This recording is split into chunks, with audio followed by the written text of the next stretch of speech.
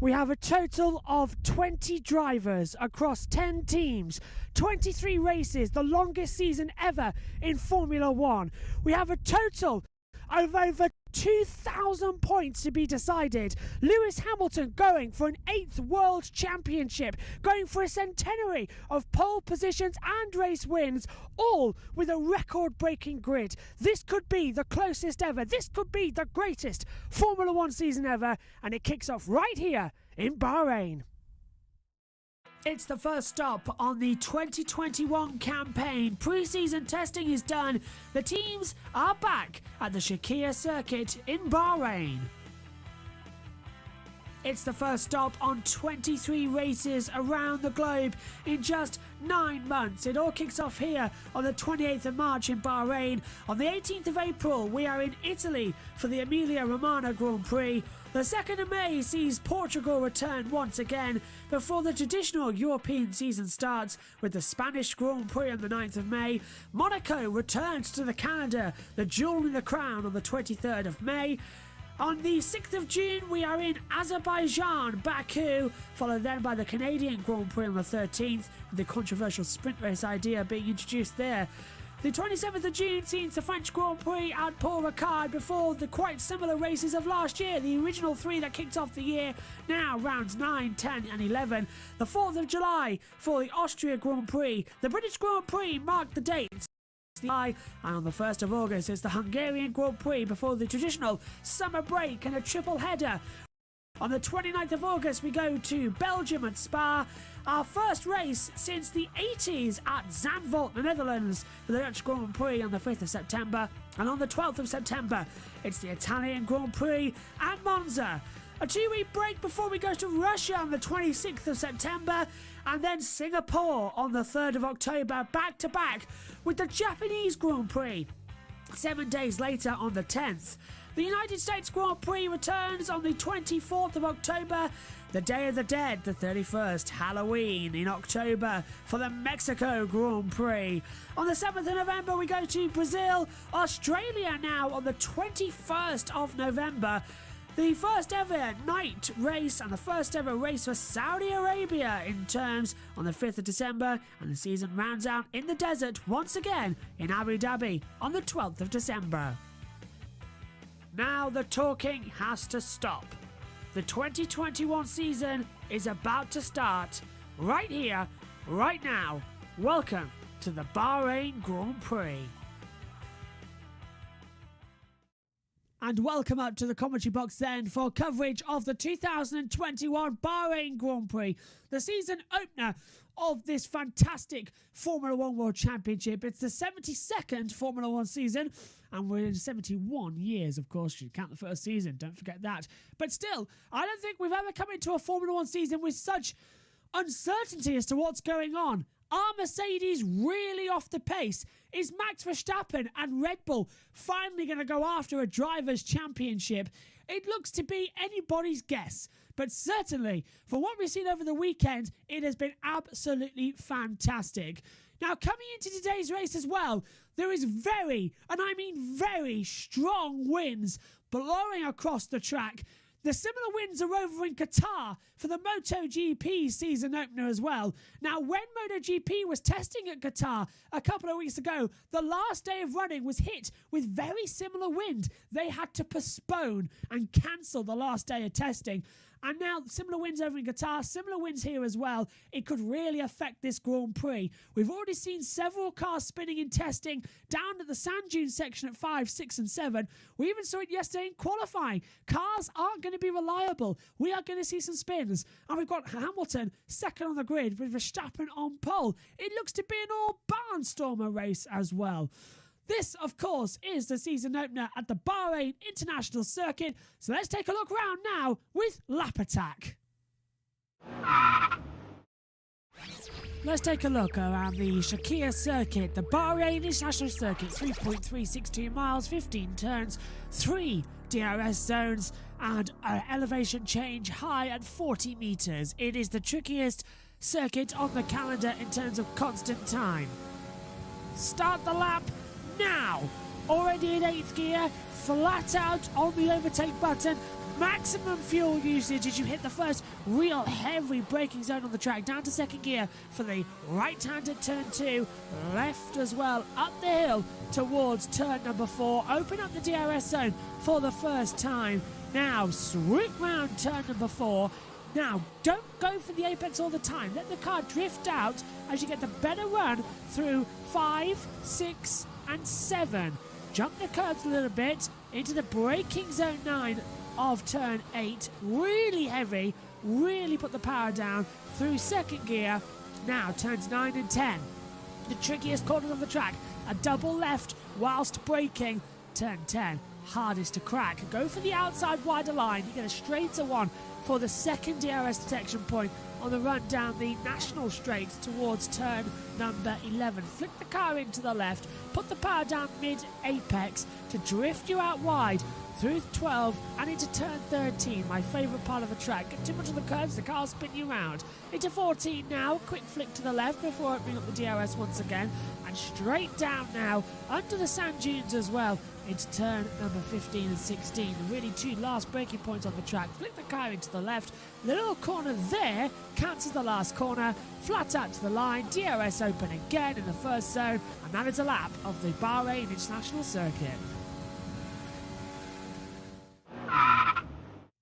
Well, all the action began with a new format on Friday. Gone are the two 90-minute practice sessions on Fridays, replaced with a very similar format to Free Practice 3. Just 1 hour now for FPs 1, 2 and 3. So we've reduced the overall running by 1 hour. And boy, oh boy, did it provide some interesting racing.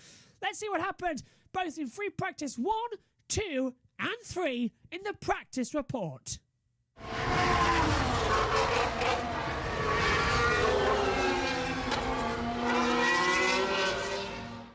So let's start at the very beginning, where it all began for 2021 in the first practice session. And what a surprise, coming off a fantastic pre-season pace, it was, of course, Max Verstappen, who was the fastest driver in the first session. He was nearly 0.3 of a second faster than Valtteri Bottas overall as well. With the hour-long session now for practice 1 and 2, no longer 90 minutes each, an hour reduction in total practice time. The cars were out there straight away in order to get used to the track conditions. They've tested here.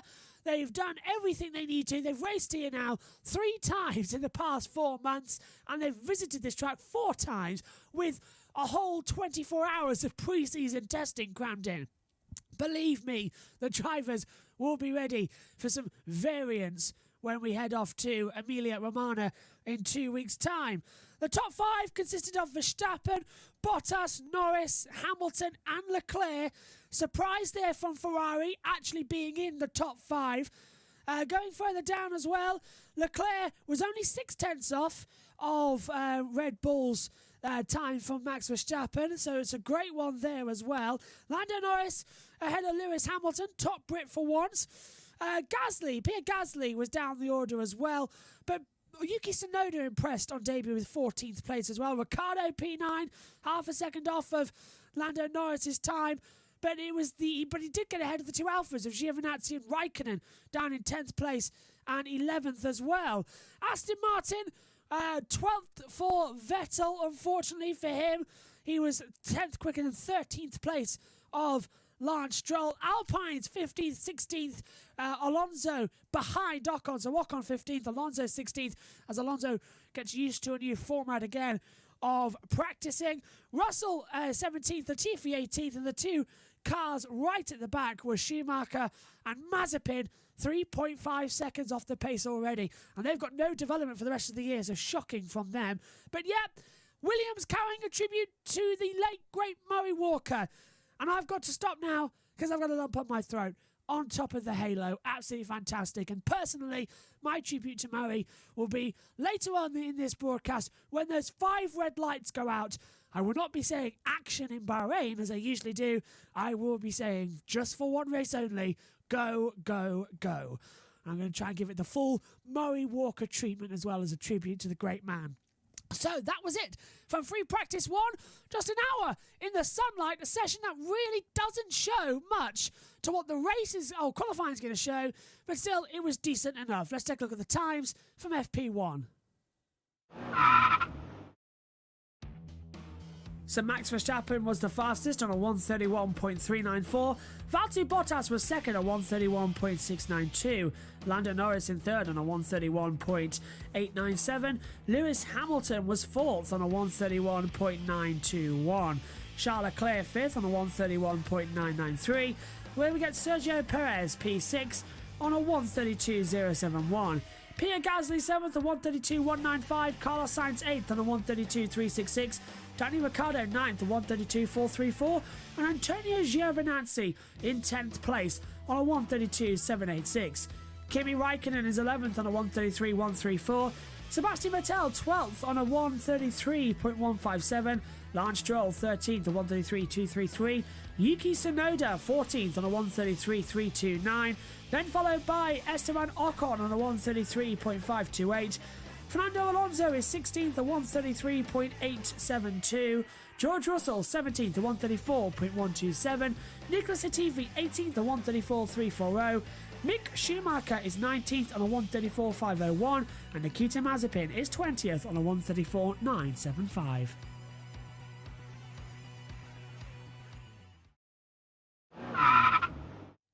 On to free practice 2 then, and boy oh boy, was this the exciting one. All 20 cars went out on the track in the opening 10 minutes. It was like a barnstorm out there. Fabulous running. Once again, Max Verstappen topped the timesheets as well, but it was Lando Norris in the McLaren, proving that pre-season test wasn't just a fluke, it's really there. Great job from the McLaren. Hamilton was third, Sainz fourth, great for him, and Bottas in P5 as well. Further back, Red Bull with Sergio Perez, 10th overall. Could have done better, but he's still getting used to the car as well. Charles Leclerc, 12th. And the second Ferrari, of course, as well, with Carlos Sainz further up the field. There was a few spins. Kimi Raikkonen spinning into the wall, knocking off the front wing and damaging the rear wing. He got back out on track there after about 15 minutes as well. But he was quicker ahead of Russell as well further back. But mainly, it was all drama at the front to see who could get more of the lap times in. It wasn't really action-packed, but certainly was good. The only other spins came from Nikita Mazepin as he was getting used to the car, but already people nicknaming him Mazza Spin for what happened in qualifying. We'll find that out later on. But still, a decent second session, a lot of action, and certainly the reduction in time down to just half an hour played a massive factor into why so many cars were out on the track. FP2 was more like a Grand Prix, cars left and right, and this is how they looked at the end of the times. Max Verstappen was once again fastest at a 1:30.847. Lando Norris in second place this time at 1:30.942. Lewis Hamilton third on a 1:31.082. Carlos Sainz is fourth for Ferrari at 1:31.127. Valtteri Bottas fifth at 1:31.218. Daniel Ricciardo in P6 at 1:31.230. Then we see Yuki Tsunoda in 7th on a 1:31.294. Lance Stroll is 8th on a 1:31.393. Pierre Gasly is 9th on a 1:31.483. And then we see Sergio Perez in P10 at 1:31.503. Esteban Ocon is P11 at 1:31.601. Charles Leclerc 12th at 1:31.612. Antonio Giovinazzi 13th at 1:31.740. Then we see Sebastian Vettel 14th at 1:31.769. Fernando Alonso 15th at 1:31.770. Kimi Raikkonen 16th at 1:31.862. George Russell 17th at 1:32.331. Mick Schumacher 18th at 1:33.297. Nicholas Latifi 19th at 1:33.4. And then Nikita Mazepin is 20th at 1:33.449.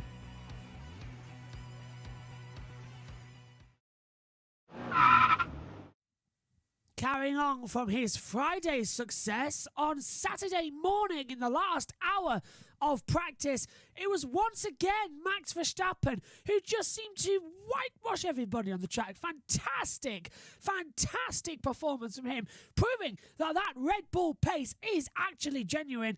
Verstappen ahead of Hamilton by a staggering 7.5 tenths of a second on the last run. Hamilton was giving it his all, but Verstappen just continually went up and beyond. A fantastic effort from him. Ferrari didn't run on the soft tyres. They ran mainly on the mediums, trying to get a long run pace to see if they can A, last in the race, and B, if they can qualify into Q3 on the medium compound tyre. Ferrari aiming high after mainly last year qualifying in Q2 and Q1 respectively. McLaren, Lando Norris, goes second in FP2, but he was down in 10th place for Daniel Ricciardo. Norris himself was 16th.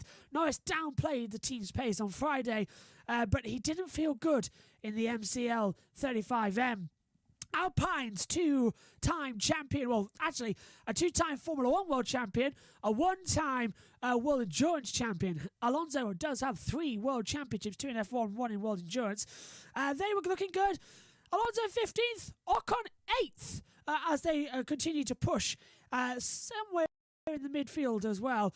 But Aston Martin as well. Lance Stroll 9th, Sebastian Vettel 14th, but at least he was ahead of Alonso. Tsunoda was in 13th place as well, behind Giovinazzi as well. But Tsunoda, again, still the fastest of the rookies. Mazepin spun again at turn 7 at midway, and he was down in 19th again. Williams behind as well, 17th for Russell, Latifi in 20th, but it was Schumacher ahead of Mazepin, 18th and 19th. The top 5 was Verstappen, Hamilton, Gasly, Bottas and Perez. Some strong performance in there. 3 of the 4 Honda cars in the top 5. This looks genuine pace from them. Let's take a look at the times from FP3. Max Verstappen makes it 3 out of 3 and tops every session of practice on a 1:35.77. Lewis Hamilton up to second place on a 1:31.316. Pierre Gasly is third on a 1:31.583. Valtteri Bottas is fourth on a 1:31.855. Sergio Perez fifth on 1:31.908. Carlos Sainz is sixth on a 1:32.108. Kimi Raikkonen 7th on a 1:32.224. Esteban Ocon 8th on 1:32.423. Lance Stroll 9th on 1:32.431. Daniel Ricciardo P10 on 1:32.477. Charles Leclerc is 11th on 1:32.482. Antonio Giovinazzi 12th on 1:32.5. Yuki Tsunoda 13th on 1:32.709. Then we see Sebastian Vettel 14th on 1:32.755. Fernando Alonso once again in 15th on 1:32.820. Lando Norris down to 16th on 1:32.860. George Russell 17th at 1:33.323, Mick Schumacher 18th at 1:33.422, Nikita Mazepin 19th at 1:33.622, and Nicholas Latifi in 20th at 1:33.959. Going into qualifying, it would be hard to argue against Max Verstappen because he had been fastest in every single session so far. It seemed to be his to lose. Would he hold on for his 4th career pole, or will Lewis Hamilton go after lucky 99? Let's find out what happened. Here's the qualifying report.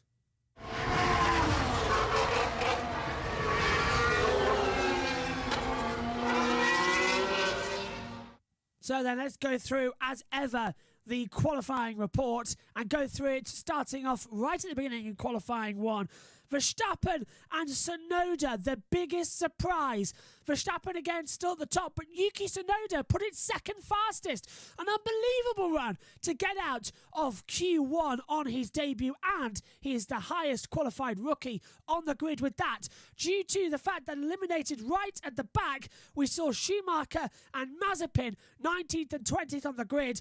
Ocon was also another surprise in that Alpine. He could only manage 16th, and Latifi already crossed the line 17th. But Ocon and Vettel were compromised by Nikita Mazepin, who broke the gentleman's code of going ahead of the cars on the last corner in order to do a fly lap. You wait your turn and then you go, so everyone gets an equal space. He overtook Vettel and Ocon and then spun at turn 1 and brought the yellow flags out. So nobody can improve. Vettel is already not very happy with the non-Russian driver. Of course, because you can't race under Russia, so he's an RAF. It's Republic of Russian Automotive Federation, something or other. He's on, so no Russian flags. But again, Vettel not happy at all with Mazepin, and as Jolyon Palmer said, way to make yourself enemy number one on your first day. He was already enemy number one in the Formula One paddock way before this season even began. But still, that was terrible. So that yellow flag knocked out Sebastian Vettel. He qualifies 18th on the grid on his debut. It's his 14th qualifying elimination in a row. Can you believe it? He goes from Ferrari to a team with a Mercedes engine and a decent car, and he's down in 18th place. But hopefully he can overtake in the race as well and get back up there. And with Stroll qualifying in P10, that does look like the car can get into Q3. So it was just that yellow flag that brought out the problem. Vettel saying he did have a good qualifying session. So knocked out, it was Ocon, Latifi, Vettel, Schumacher and Mazepin. On to qualifying 2 then. And Ferrari deciding to gamble, going on the soft compound tyre. They went fastest. Sainz ahead of Leclerc by 1/1000th of a second. I couldn't believe it. That qualifying session, surprise after surprise. I fell to my knees in the commentary box in sheer disbelief and joy that Ferrari for once topped a session for the first time in God knows how long. But still, it was Leclerc who was quickest to begin with, but then Sainz went quicker by just 1/1000th of a second as well. Gasly made it into the top 10 shootouts on the mediums as well. He did a fantastic run, but his teammate Tsunoda wasn't so lucky. He starts 13th on the grid. Knocked out in qualifying 2. The real shocker, Sergio Perez, P11. He said that he just couldn't get used to the car. It was his own unfamiliarity with the car that cost him an appearance in qualifying 3, so 1. But knocked out were Perez, Giovinazzi, Tsunoda, Raikkonen and Russell, who managed to get through to qualifying 2 with a fantastic lap in Q1 that put him 7th fastest, then dropped him down to 12th, but he just couldn't get this clear track in front of him or the good run in Q2. But again, Russell immediately on the ball up there in qualifying 2 once again. Great stuff from Williams and a great qualifying 2 so far. On to, I think, what is my favourite segment, qualifying 3, because who could have predicted this? All the rumours in pre-season testing that Mercedes had dropped the ball and Red Bull looked to be the new Top Gun. We didn't expect this in so much in qualifying, because when it came down to it, Hamilton set the top time, a 1:29 at the end of qualifying, but immediately rocketing to the top. Hamilton's time of 1:29.385 to go 4/10 faster. Verstappen, the first driver into the 128, a 1:28.997. Top dog. Red Bull on pole, and the first time Mercedes have not been on pole for the first race of the year since the hybrid era began at Australia in 2014. A major accomplishment, not only for Red Bull, but also for Honda in their last official year as an engine supplier. After being at the back 7 years ago, they're now coming in, and they have absolutely smashed it out of the park. Pole position, again, he's second in a row because he had pole in Abu Dhabi. It's on the up. The title fight certainly looks like this is how it's going to be ahead with Verstappen v Hamilton. And of course, Verstappen lining up on the left-hand side of the grid tomorrow. Hamilton on the right. He'll have the inside line into turn 1. There's going to be fireworks under the lights. I cannot wait for that. So, Bottas qualified P3, Leclerc 4th, Gasly was 5th. Great job from him as well. The two McLarens were a bit nowhere, 6th and 7th. A bit weird from there. They've got to do better race pace. Ferrari as well in 8th. Both cars into Q3 for the first time in a season and a half, I'd like to point out. Alonso was P9. Great job from him back on debut. And Stroll went P10 for Aston Martin as they start their first Grand Prix since 1962. So, let's go through the grid for the Grand Prix of Bahrain. And this is how they line up then. Row 1 sees Max Verstappen with his 4th career pole position. He's second in a row. He's alongside Lewis Hamilton, the 7-time world champion. The fight is on down to turn 1. What a front row for another titanic battle. Row 2 sees Valtteri Bottas alongside Charles Leclerc. They could provide some interest. Row 3, Gasly and Ricciardo. Row 4, Norris and Sainz. The 5th row sees Alonso and Stroll. Row 6 sees Perez and Giovinazzi. Row 7 sees Tsunoda alongside Raikkonen. Row 8, Russell and Ocon. Row 9, Latifi and Vettel. And the 10th row, the 2 Haas cars, Mick Schumacher on debut, alongside the debut as well for Nikita Mazepin. Just a couple of minutes to go then until the start of the World Feed and the start of the first Grand Prix of the year. Reminder, we've moved everything back 10 minutes, so the race will start precisely on the hour. So if you're watching in the background and you've got to unmute thinking, I've got about 20 minutes left, no, you are going to miss it. At the top of this next hour, the 5 red lights will go out and the 2021 season will be underway. Joining me in the commentary box will be Megan Burch and Ian Burch in a couple of moments as well. We're all standing by and we're all ready. In fact, they're nearly ready to come in. So let's cross over then. It's the 2021 Bahrain Grand Prix at the Bahrain International Circuit in Sharjah. Lewis Hamilton is going after an 8th World Championship, but the car is less popular and less performance power than it was just 3 months ago.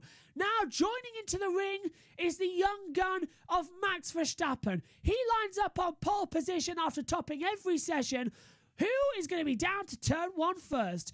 Your commentators for the opening race of the season, alongside myself, Joshua Burch, are Ian Burch and Megan Burch. Let's get 2021 underway.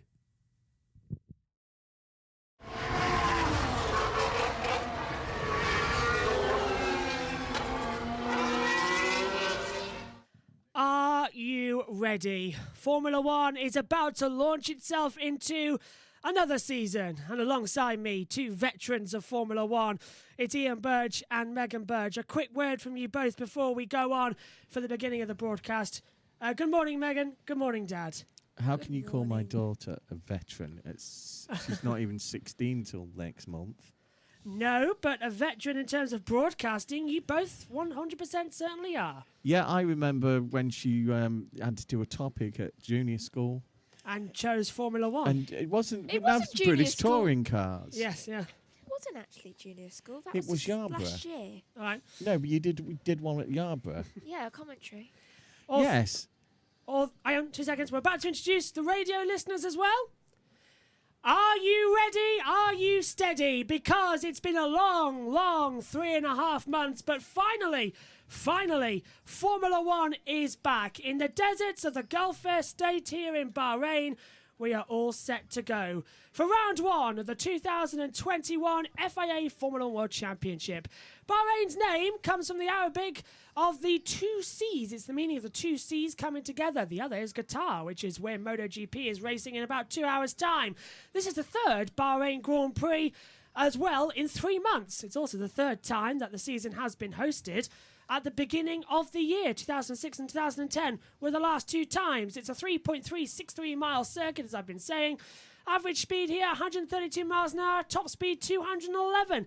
By the time the cars reach turn number 1, we should get Ian Burch alongside me in the commentary box as I just fix your gain level. Some fantastic racing today.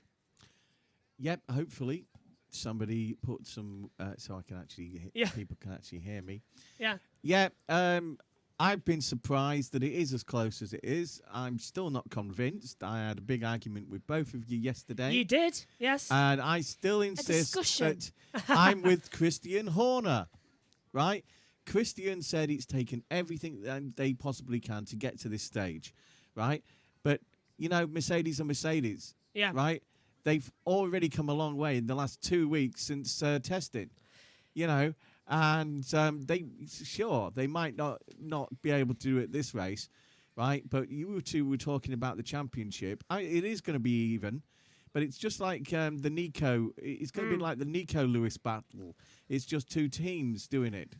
Here's the starting grid then for the opening race of the year. For the first time since 2013, Max Verstappen has taken a pole position away from Mercedes at the opening race of the year. Hamilton is second. Row 2 sees Valtteri Bottas alongside Charles Leclerc. The third row, Pierre Gasly alongside Daniel Ricciardo. Row 4 on the grid, we see Lando Norris alongside Carlos Sainz making his Ferrari debut. The fifth row of the grid, Fernando Alonso on return is alongside Lance Stroll. Row 6 sees Sergio Perez start in P11. A qualifying issue, he says, was his fault, unfamiliar with the car. Antonio Giovinazzi alongside him. The 7th row, debutant Yuki Tsunoda is alongside Kimi Raikkonen. The 8th row, George Russell alongside Esteban Ocon. Row number 9, sees Nicholas Latifi alongside Mick Schumacher. That's someone we've been waiting for. Nikita Mazepin is 19th and Sebastian Vettel starts this race 20th on the grid because, according to an information earlier on, he has a 5-place grid penalty for not respecting double yellow flags at the end of Q1 for Mazepin's spin. Mazepin has been getting up to speed because his father, who is a rich billionaire, has paid for lessons from Mercedes.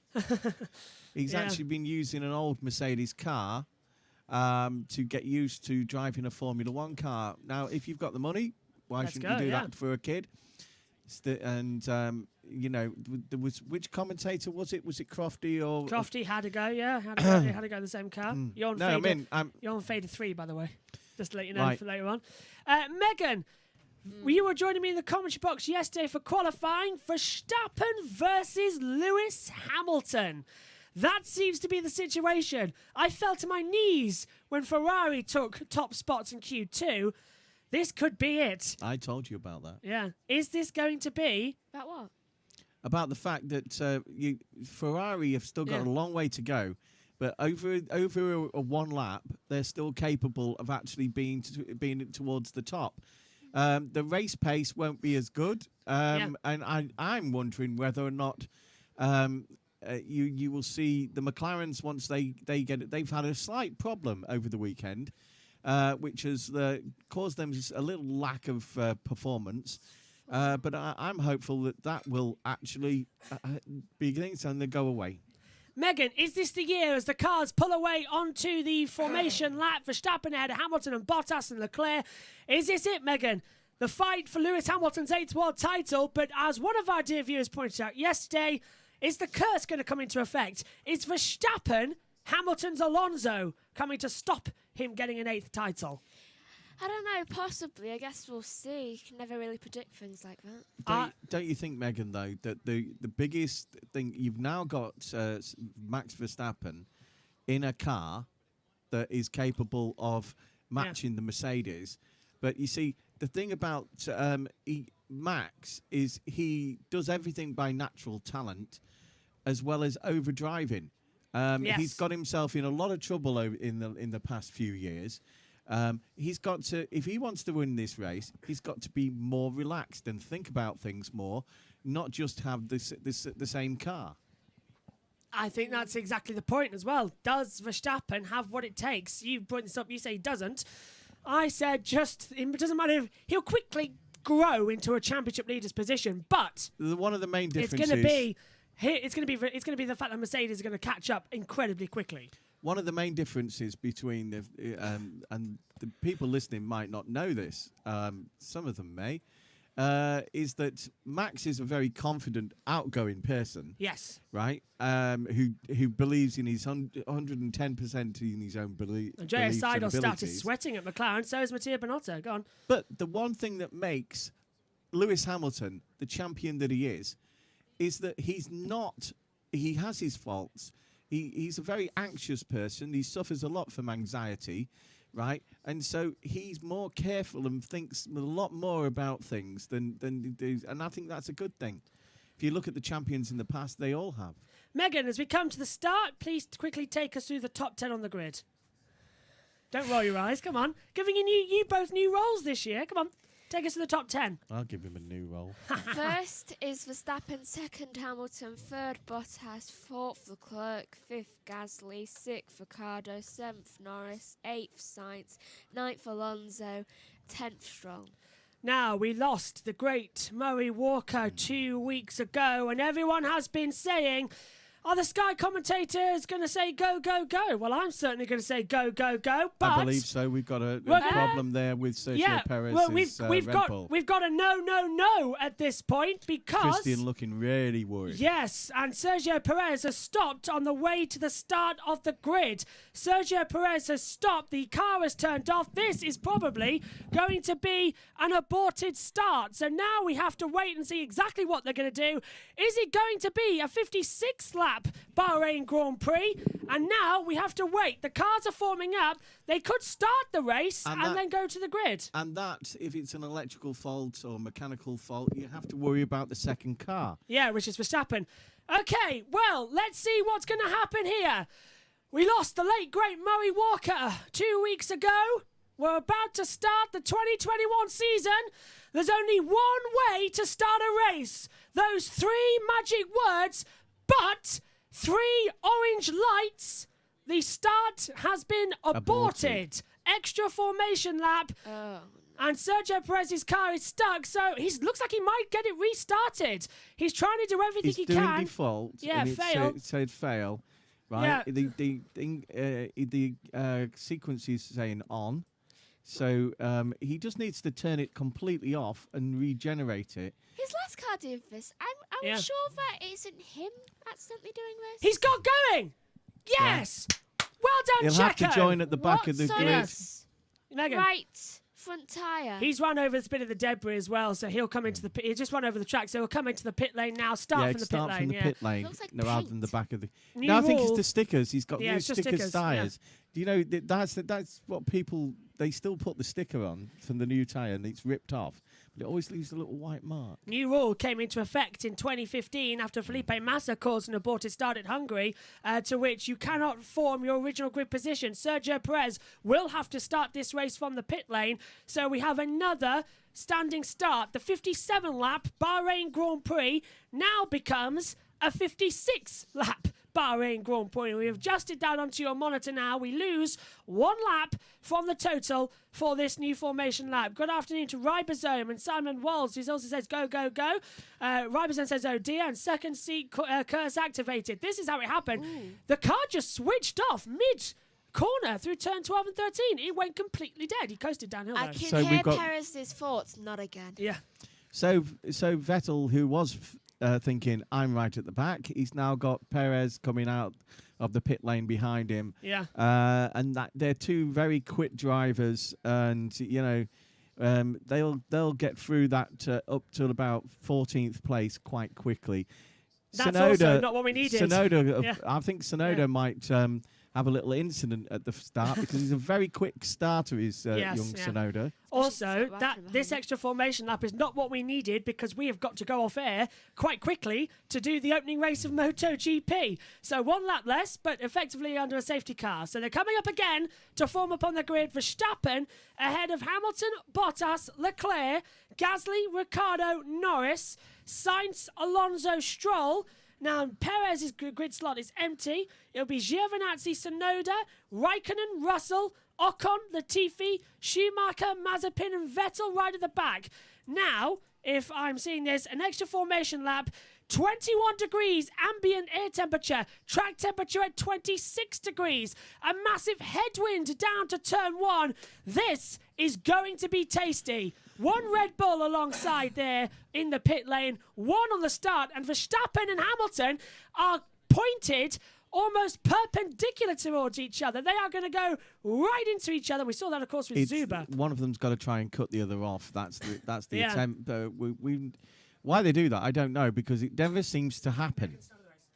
Yeah, absolutely, yeah. So, here we go then, folks. Attempt 2 at starting the 2021 season. And once again, Murray Walker got a race underway in 3 little words. We're about to hear them once more in honour of the great man. The 5 red lights are coming on now for the 2021 season. We are about to have action in Bahrain. Go, go, go! Good start from Verstappen. Great start from Hamilton. But Verstappen has cut him off. Hamilton goes left and right, trying to get around the outside into turn 1. Bottas v Leclerc. Leclerc holds him up. Ferrari. 2 cars further back making contact. And also Perez finally We've got a yellow restarts the flag. race. Yellow somewhere, and that's why it's a Haas into the wall. And that's surely Nikita Mazepin, who is down the order. And it is Nikita Mazepin. Yeah. Yeah, but there's First someone corner. else. He's not made a sector time yet. No, it's Mazepin out. That'll deploy the safety car on lap 1. Car in the wall. Now, race leader still on. The 2 McLarens of Ricciardo and Norris making battles. Who's going to get out of the way into turn 1? It's a good start. Norris on the outside. Ricciardo going to try and sweep through. Mazepin says he's okay on the Safety radio. car. Safety car is deployed. According to my monitor, it's okay. yes. Safety car is deployed on Mazepin lap said, 1. I'm okay. And it is a full safety car now with 56 laps to go. The 2 McLaren side by side. And now, confirmation, the safety car gets called on the opening lap of the race. We can't even get through 1 lap. The Aston Martin safety car is deployed on the track.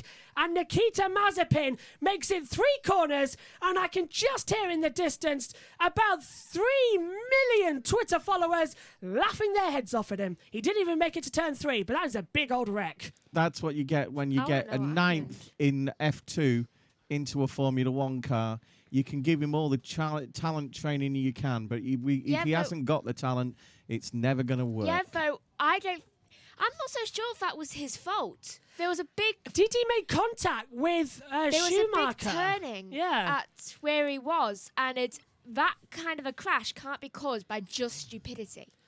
I never said it was stupidity. I think I know, he but failed it's to like even he failed to rookies. avoid the other car. Well, sometimes you can't help that.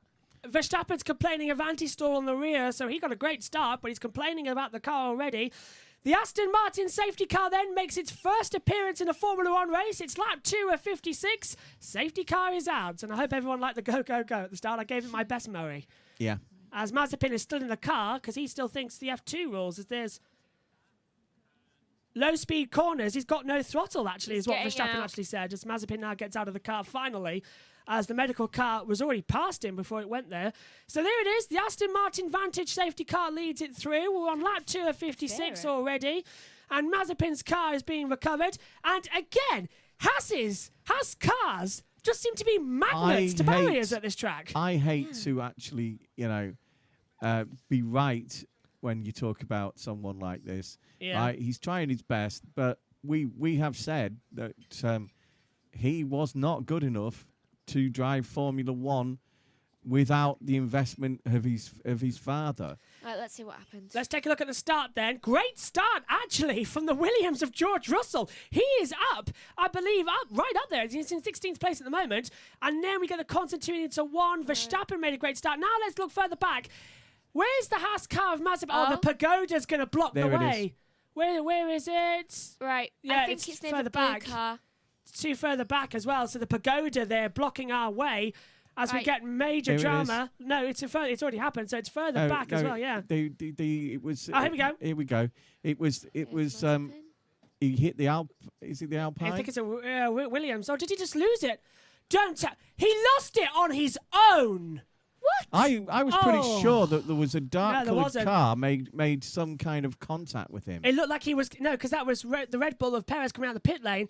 Mazepin dropped it on his own. Round turn 1, let's have a look. Mazepin's on the outside. He gets a little wiggle there. With the Alpine. No, he's at the back. He's on his own. Honest to God, he's on his own. Look, there's confirmation. Yeah. He It was the. How It the was hell the does other. that happen? Has the ghost of some drivers just suddenly decided this? He flicked the car from the right for turn 3, flicked it to the left thinking it was a Formula 2 car, and he just took it, Formula 1 cars, instant grip, into the wall and out. That is a stupid move, and Mazepin, as Seymour Copan says, really shouldn't be in Formula 1. What stupidity? That's a dangerous move. Oh, Vettel touched the back of Tsunoda on the front wing. I think what I was seeing was the other Haas actually going and having a Schumacher, little nudge with the Alpine. Yeah, Schumacher was battling there, I believe, with Ocon, who's now moved up into 13th place. Vettel has the fastest lap. Well, safety car's out as well on lap 1, so that's not really going to count anything, is it, at the moment? Still, he has the fastest. Perez coming in now. Perez has changed his tyres Yeah. to the same Good thing, call. so he must have done something to them. No, he's taking the alternative strategy. He started at the back. He's going to put the mediums on now. He can Has go he long. really? They Yeah, both he looked yellow. Yeah, they're the mediums, yellow. He can go longer into the But race they now. took yellow off. No, he's... No, they took White off. Perez did... Yeah, Perez died on the hard tyre. I'm fairly confident on that. Let's take a look at the monitor. 60-year-old dies. No, Perez did start on the mediums. 60-year-old dies. No, he's right. Perez started on the mediums. He's just changed over to new mediums now again, so he's just changed over. Safety car coming in this lap. The hazard is now clear. Verstappen will lose it again. Will lead the race again. Riberzone says Mazepin wasn't loved now. He's destroyed his career and reputation forever. He has spun on his own on the first lap of his career. His name will forever be Mazepin. Yeah, he's done it. He's done. Great That one. just confirms But, it. let's hope that the lad does learn, because he's got a lot to learn. I think it might be game over already. Roman Grosjean and Kevin Magnussen are sat there now, chuckling to themselves. If you think that I'm being rough, there are drivers that are not on this grid this year who deserve that seat more than he did. Hulkenberg is one of them, yeah. Megan's gone straight out there, hasn't he? Well, I was thinking of other F2 drivers that haven't got the seat. Interesting note, Perez just put on an old set of mediums because he's only got 2 of those left. So it's an old set of mediums, and he must have changed them because, of course, he was stuck on the track for so long, they were lost all their temperature on the opening lap of the race. So he switched them up now for some hot rubber, I meant to say. We're coming now to the restart of the race on lap 3 of 56. Verstappen will lead them away. No overtaking until the start-finish line. They're all very slow coming onto the pit straight. Verstappen he's doing what he did in Brazil in 2019. He's sliding them up to the line. Hamilton's ready to go alongside him. Verstappen's still sliding, and he's got all the hallmarks. He's taken them right to the control line, and we are go again. Verstappen immediately goes to the pit wall. Leclerc tries to go around the outside of Hamilton. Hamilton now coming as well. Leclerc's down towards turn 1. Can they get through? No, they can't. And Hamilton still goes through. 3 abreast further back. Two McLarens now battling again with Valtteri Bottas and Pierre Gasly. Up we go towards turn 4. Russell's past Tsunoda. McLaren looking left and right. McLaren going to sweep through. Surely on Gasly. No. Yes. Right round the outside goes Norris into P5. Car locking up on the dust as well, on the sand, on the exit dunes. There we go. Cars. And it's another one. It's Pierre Gasly. Pierre Gasly and another car involved has gone straight off the track. Gasly's got a broken front wing. He's going to be out of it as well. Yellow flag out, Megan. Meg, have you got any idea who it was? It's Gasly, according to my monitor, but who was the second one going off? Who was the second one, Meg? Do you know? Tsunoda. It's Tsunoda. It's Tsunoda. It's 2 teammates. Tsunoda's down to 16th. Big slide. They're both back on now. Cars going left and right as well. Going a bit down. Cars going left and right. Yellow flag still out as well as Gasly tries to keep up there. Gasly with a broken front wing. Vettel's front wing looks a little bit damaged as well. There's Tsunoda after that spin's been dropped right back. So AlphaTauri after a great qualifying. AlphaTauri after a great one have now really messed it up as the virtual safety car comes out, according to Megan. Is that true? Yeah. Yes, it is. Do you reckon that For one time we need to be out early. Virtual safety car, yeah. Do you reckon there's too much sand on this track? I'll tell you what, it's that headwind. That along with the headwind. Who stopped? Mazepin's car's still there. And Verstappen is still complaining of an issue out there on the track. Verstappen is not happy. I can tell you now on the radio. Have you noticed you haven't heard anything from Charles or from Lewis? No, there. There. Oh, it's Schumacher. It was Schumacher. Mick Schumacher spun at the exit turn 4. That was the second car dropping off further back. Yeah, we've also lost the front wing on the AlphaTauri of Gasly. Here's Schumacher locking up at turn 4. And someone gets on the accelerator and loses. Okay, I'm starting now to think that wasn't Mazepin's fault if that happened to Schumacher. The rear brakes there I'm seeing a theme. The rear brakes there look quite interesting, and if you two would stop interrupting when I'm trying to have my points. Oh. Green flag, track clear, race on again. May I just say, who actually drove over Gasly's wing? Not too sure. I think Gasly did himself. We're back to green flag running. Gasly went over his own front wing. Race back on as well. I know at that time our timing monitors are going left and right over in the box. This one's all right. Megan can now keep an eye on that one. But at the moment, Verstappen leads from Hamilton, Leclerc, Bottas, Norris, Ricciardo, Alonso, Stroll, Sainz, Giovinazzi. 1, 2, 3, 4, 5, 6, 7, 8, 9, 10 in that order. Now the race is on. We've had 2 safety cars already and an aborted start. Will we ever get this race on effectively fully? I do not know what's going to happen next. And the incidents with the AlphaTauris has allowed Vettel to climb 6 places up to 14th. And Perez has quietly gone about his business behind him to try and recoup some of the positions that he lost at the incident in the formation lap. Yeah, and Perez now at the moment in 15th place. Schumacher's down into 18th place. Georgie Russell's up into 13th. And I'm just wondering now, is it some error with that Haas car that has locked the rears on both of their cars? As now Valtteri Bottas has got the DRS on Charles Leclerc. He's going to pull to the outside down towards turn 1. Leclerc has to let him go because Bottas was just a lot faster. But Bottas goes a lot deeper through 1. And look at that, compromising the exit out of 3 to get a good slipstream up the hill. Leclerc now pulls back alongside Bottas, right round the outside up in towards turn 4.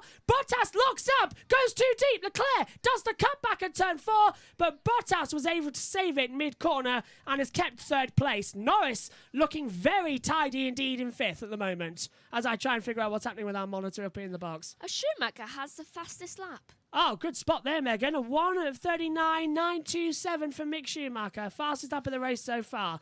Brilliant. I wonder what is going to happen next in this race because you just can't predict it. Perez is now 15th at the moment, trying to go through. It's day one of school, isn't it? You know what I mean? It's the first time that all this has been gone in anger, and you're finding a few faults, and some of it's driving, and some of it clearly with that broken wing. Now, why did that wing break? I never saw it hit anything. I didn't see it hit anything as well. I'm very interested to know why that broke off that way. Bottas on the radio. Verstappen has a problem with the diff. How do you know that? Well, they've been listening to the radios that we haven't because we all keep talking. Now, so the diff is the front end of the car. It's the floor of the car, and it's the diff angle, which is more bent towards the floor, so you get better drag. But still, if that's a problem with the diff, it's just the fastest lap of the race, a 1:35.982. Wait, why are they telling Bottas and not Hamilton? That's a good point. I think you might find that the diff is the rear of the car. Yeah, It's the diff is the differential. And it's the what? I think you're Vero Reg. Yeah, it's the diff on your normal car is if you look under, you've got like a mini gearbox that joins the 2 rear axles. You want to know what happened to Gasly's on a rear-wheel drive car? And this is what happened to Gasly's wing. He touched the back of Daniel Ricciardo, and it just blew up. Yeah, that's very unusual downhill. That wind must have caused, because it's a headwind down at turn 4 as well. It must have caused a reason as well to why that exploded so much, and that is Stroll being forced off by that's Sainz being forced off by Stroll. Got it right first time. Well, if he's got a front problem with his rear differential, right, which is underneath your gearbox area, and surely that will cause him instability at the rear of the car. Yeah. And so the advantages they've got for the rake, this problem might actually counteract that, and he's going to battle to stay in that lead. He's got to. It's going to be a tough afternoon. Yeah. What we've said before is Max moans all the time. Yeah. Right. He's like Sainz. Sainz and Max moan all the time. Right. How much of this is an actual problem, and how much of it is actually a feeling he's got that there's something wrong? Because these times that are on here do not suggest that there is anything seriously wrong with that differential. Norris trying to go around the outside of Leclerc down to turn 1. He tried the outside line. It was never going to work, but it's forced Leclerc to go defensive, like with Bottas a lap ago. Norris now with the DRS on the run-up towards turn 4. Leclerc goes defensive on the inside. Norris swoops round the outside into turn 4. They go very wide together. Leclerc forcing Norris off the track, giving him as much room as he possibly could, and Norris just has to back out of it through the sand dune section. That would have ended in contact. Adrian Newey's probably thinking similar lines to me, that the damage that Max got in qualifying could be the giving him the impression that there's something wrong with the rear powertrain, but it's not. I'm not the way these.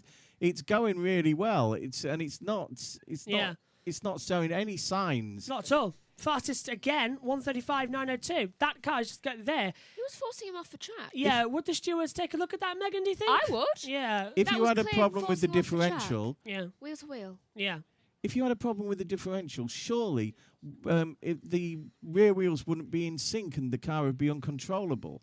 Well, we saw that like what we're seeing with the Haas cars. I think he's just getting a knock-in that he can feel in the vibration of the car. He's just going to be and I think it's to do with that damage that he got in qualifying. Now, at the moment as well, only one retirement from this race. It's lap 9 of 56, and it is Mazepin out of the race. The running order at the moment, Verstappen, Hamilton, Bottas, the top three. But Lando Norris going for 4th place with the DRS, pulls to the inside. Leclerc looked like a sitting duck down there as well. At the same time, Stroll moves on the inside of Fernando Alonso, and Alonso can do nothing about that as well, but get the cup back up the hill. Norris now having to defend from Leclerc. At the same time, that Stroll's having to declare from Alonso. Leclerc right round the outside of Norris, not going to make the move there. And it looks like Alonso as well is stuck behind Stroll. So Norris now up to P4. Watch those McLarens. They're certainly on a run for it, aren't they? I feel that there is, Lewis might suffer, as he said, from anxiety. I think Max is suffering from a bit of paranoia. I hadn't heard a thing from Lewis. No, all from Bottas and Leclerc and Norris. Bottas because the team told him something about Verstappen. Why were they telling Verstappen? No, why they were were telling Bottas? Yeah, they told Bottas, didn't they, as well? Why not Hamilton? Yeah, we never heard back from Bottas. It was his engineer to him saying, "Now there's Schumacher on the radio now." Lewis and Lando and Charles have this attitude where they keep things to themselves, don't they? Rather than bother Bono or anyone else with it until they like Bono and them to come to them with it. Whereas the likes of Max and Carlos Sainz, hang on 2 seconds. I'm going to have to interrupt you anyway because Leclerc's got DRS as he's trying to get back past Lando Norris. At the same time, Alonso's coming under pressure from Carlos Sainz down towards turn 1. And again, it's beginning to get like a train. Maybe we should swap to the outer loop circuit. That was constant battling.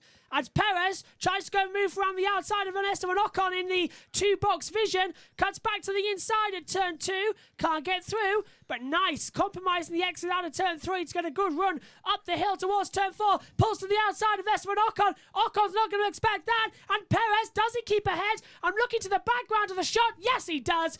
Perez up into 12th. He's having a fight back, a bad qualifying. And now 10 laps in as well. He's into P10. This is working well so far, don't you think? Yeah.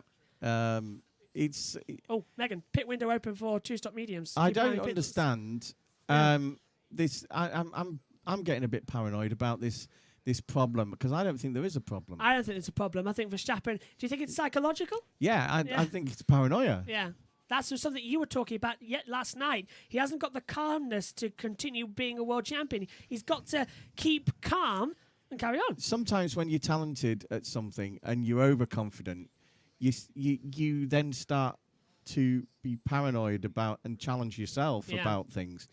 I'm looking at Megan's machine here, and it's not affecting him at all. If anything, he's not pulling away. But then again, we didn't expect him to pull away. Gap 1.6 seconds at the moment as Perez on the radio just saying that he's having a little bit of vibration, but pretty much it was a good run. That headwind as well with that DRS, it's going to be giving them so much more speed down towards turn 1. Lando Norris is now 11 seconds back as well from Verstappen, but he's got Leclerc right behind him. It seems to be a gap developing at the moment here. Don't worry. Yeah, well, it seems to be a gap developing at the moment here. What do you think? Megs? What? Leclerc. Yeah, Leclerc and... Well, Norris to begin with. Norris. I'm not with it today. I've been staring at the timing screen, lost in thought. Yeah, we've been trying to figure out what's happening with Verstappen because we don't think there is a problem. There isn't. It's just a knock-in caused by the debris. I keep looking between when he ran over that thing. I keep looking between Hamilton and Verstappen, and for some reason, Hamilton is a bit faster in some sectors, though he's not getting a view overall timing. But I can't figure out what's wrong. The times are similar. Giovinazzi doesn't know what to do about next strategy runs. He started this race as well. on the medium compound tyre. If you want to change to that, it's coming in the next 7 laps. But do you have to come in earlier because the wind and the tyre temperature here is going to start wrecking everything, Megan? Though I do notice that there is quite a noticeable gap between Leclerc and Norris of like 5 seconds, I think, maybe. 1.3 between Leclerc and Norris. That's between Bottas and Norris. I think the interesting thing that's going on in the field is the just looking at what's going on, right? They are actually highlighting it here, is that Perez has been finding himself... Oh, Sainz. That's Ricciardo in the McLaren trying to go right round the outside of Leclerc. Alonso's pitted. Alonso is in the pit lane, so he's the first one to stop this afternoon, minus Perez. That means everyone else up the order at the moment. But Leclerc had such a great braking pace there as we cut away from the action as Alonso puts on brand new medium tyres. The two Alfa Romeos. And Russell's rear tyres are overheating, he says, so Russell's in trouble already. He started this race on softs. Megan, Alonso v Schumacher, 18th. Yeah, how 2005 is that? Yeah. Yeah, that's very much a big flashback. But the two Alphas are just generally just going along at their own pace, and Perez just can't seem to get past them at the moment. Stuck. I think they're going to have to go into the pits to do that. If you look here, we've got the Ferraris thinking about something. That'd be for Sainz, won't it, to get him out of that little slipstream of battles he's in at the moment with that trail of cars that we're seeing on the screen now between Norris, Leclerc, Ricciardo, Stroll, Sainz as well in a little battle. Then we've got a separate gap. Then we've got Giovinazzi, Raikkonen, Perez, Ocon, Tsunoda, Vettel in a little battle. Then it's Russell, Latifi, Alonso, Schumacher and Gasly right at the back. We're starting to get gaps in 2 parts of the field that will allow for some overtaking. Yeah. You know, they were pretty bunched up for the first 10 laps of this race, and in the last 3 laps, since they've started going in and having the pit stops, you're starting to get a much more... Yeah.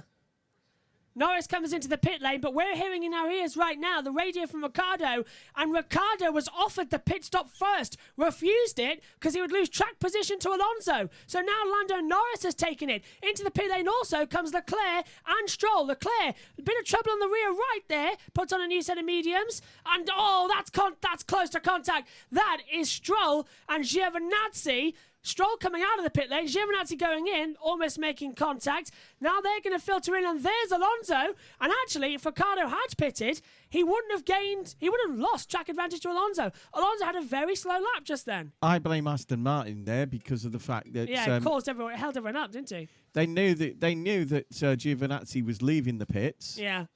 And you could see it in front, yeah. Or coming into the pits, you know, and they allowed Stroll to leave.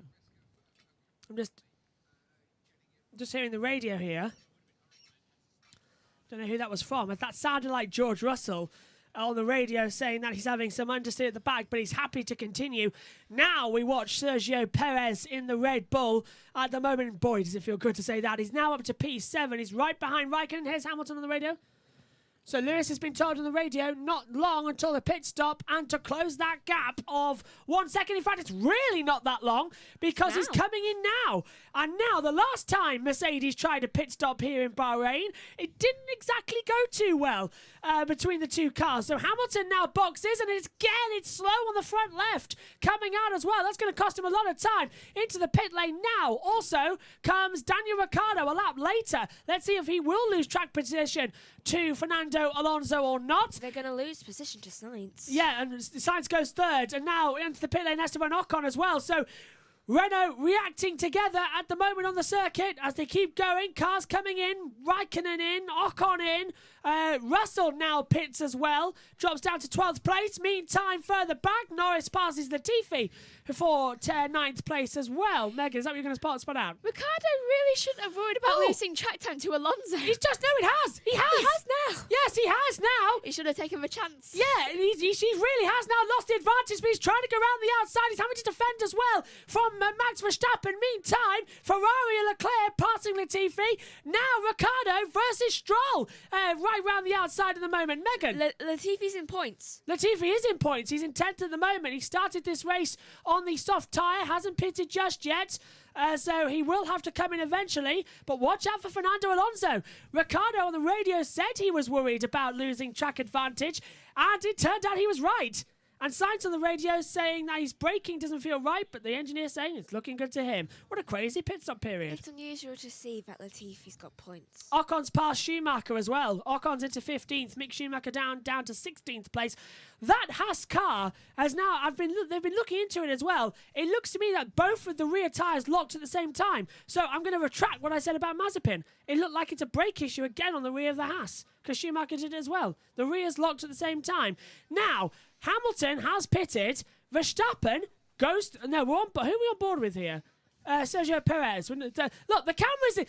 Oh, AWS and FOM have got the wrong person there. That we're on board with Perez. I only knew that because I looked at the side pod and it said Sergio Perez. Verstappen still leads this race by 6 seconds to Bottas, as now Hamilton pulls to the inside and gets past Carlos Sainz. Fastest lap of the race goes to the McLaren, a 1:35.286 at the moment. I think what they were predicting there was that when Verstappen comes in for his pit stop, there's a 45% chance of then an overtake happening in the pit stop. It's risen now. Hamilton's got to third. 76% chance now. Hamilton will lead by about 1.1 seconds. 1.3 now. 81% chance. It's pushing, isn't it now? 82. It's going up and up and up. But when have the AWS graphics ever been that reliable? It's the 15th lap of 56 here for the Grand Prix of Bahrain, the opener of the 2021 Formula One season. A reminder that straight after this broadcast, me and Megan will stay in the combox and bring you watch-along coverage of the opener for MotoGP live from Qatar, where if I look at my notes, that's in my same box here, I can tell you that on pole position there is Francesco Bagnaia from Fabio Quartararo and Maverick Vinales. But back to Formula One, and the wind, according to Verstappen, is making it very undrivable right now. Now, this is something we were talking about yesterday, Dad. The wind is going to start pushing them and moving the cars around. At what point does the sand come in? It becomes undrivable. No, it's already you've got that on some of the corners, but I don't think that'll be a problem. The wind speed was a lot heavier than this on Thursday and Friday here, and when they raced on, in the practice sessions on Friday. It was blowing some sand over the things, but these are like hoovers, and the track is a lot clearer now of sand than when we started this race. Absolutely. Do you remember the Formula 2 race this morning? The wind situation just causes the destabilizing effect on the rear end of the car. Sainz pits, comes out in 11th place, and Noda's into 14th at the moment. Now we're seeing the McLaren of Daniel Ricciardo with Fernando Alonso and Lance Stroll right behind them on the track at the moment, and they are beginning to form a little battle group. As now, look at that. Now that everyone's pitted, more or less, there's a big concertina.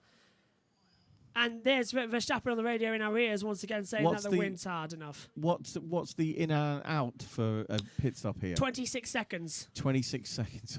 Yeah, it's going to drop him back. He's 18, Hamilton now has to Verstappen. Yeah. So, and here we go at the front now, look. Vettel versus Norris. Norris pulls to the inside, down towards turn 11. Almost gives the four-time champion Vettel no room to overtake, but he certainly got through. Megan's discovered Battle Pass feature. Megan's now smiling that she's discovered Battle Pass. Into the pit lane comes Bottas. So now Bottas will get a fresh set of hard compound tyre. That's an alternate strategy. Hamilton is on hards of 3 laps. Now Bottas on hards, brand new. Verstappen yet to pit. And Hamilton now moves into second place with a gap of 17 seconds. Let's take a look. It should be 26 to 24 seconds in the pit lane. Out lap will be critical. Yes, 24 laps now for in and out. So I was right. And they all started on mediums. They all started top 3. Top 3 started on mediums. Yeah, Verstappen, Hamilton and Bottas started on mediums. Gasly in 5th started on mediums. We know that Red Bull try and do something different, but I think they've got it wrong here. Leclerc sweeps round the outside of Vettel. Vettel looking like a sitting duck at the moment. Has he stopped yet today? No, Vettel hasn't stopped yet, so there's the answer why he's falling down. Alonso now, Megan, is closing up on... Perez has passed Bottas. Perez has passed Bottas, you're right. And now we look at Alonso trying to go right round the outside of Lance Stroll, and Perez up to 3rd. And Perez has pitted, of course, but can go longer into the race. He hasn't pitted for enough yet. He's on 17 There's only Verstappen and Vettel that haven't pitted. Yeah, and count in, really, Perez, because he did that pit stop under the safety car. He's not going to gain that much from it. But this is really going to upset the field. So, Red Bull, have they forgotten how to count on their fingers? No, Red Bull always do something different. Here's Max.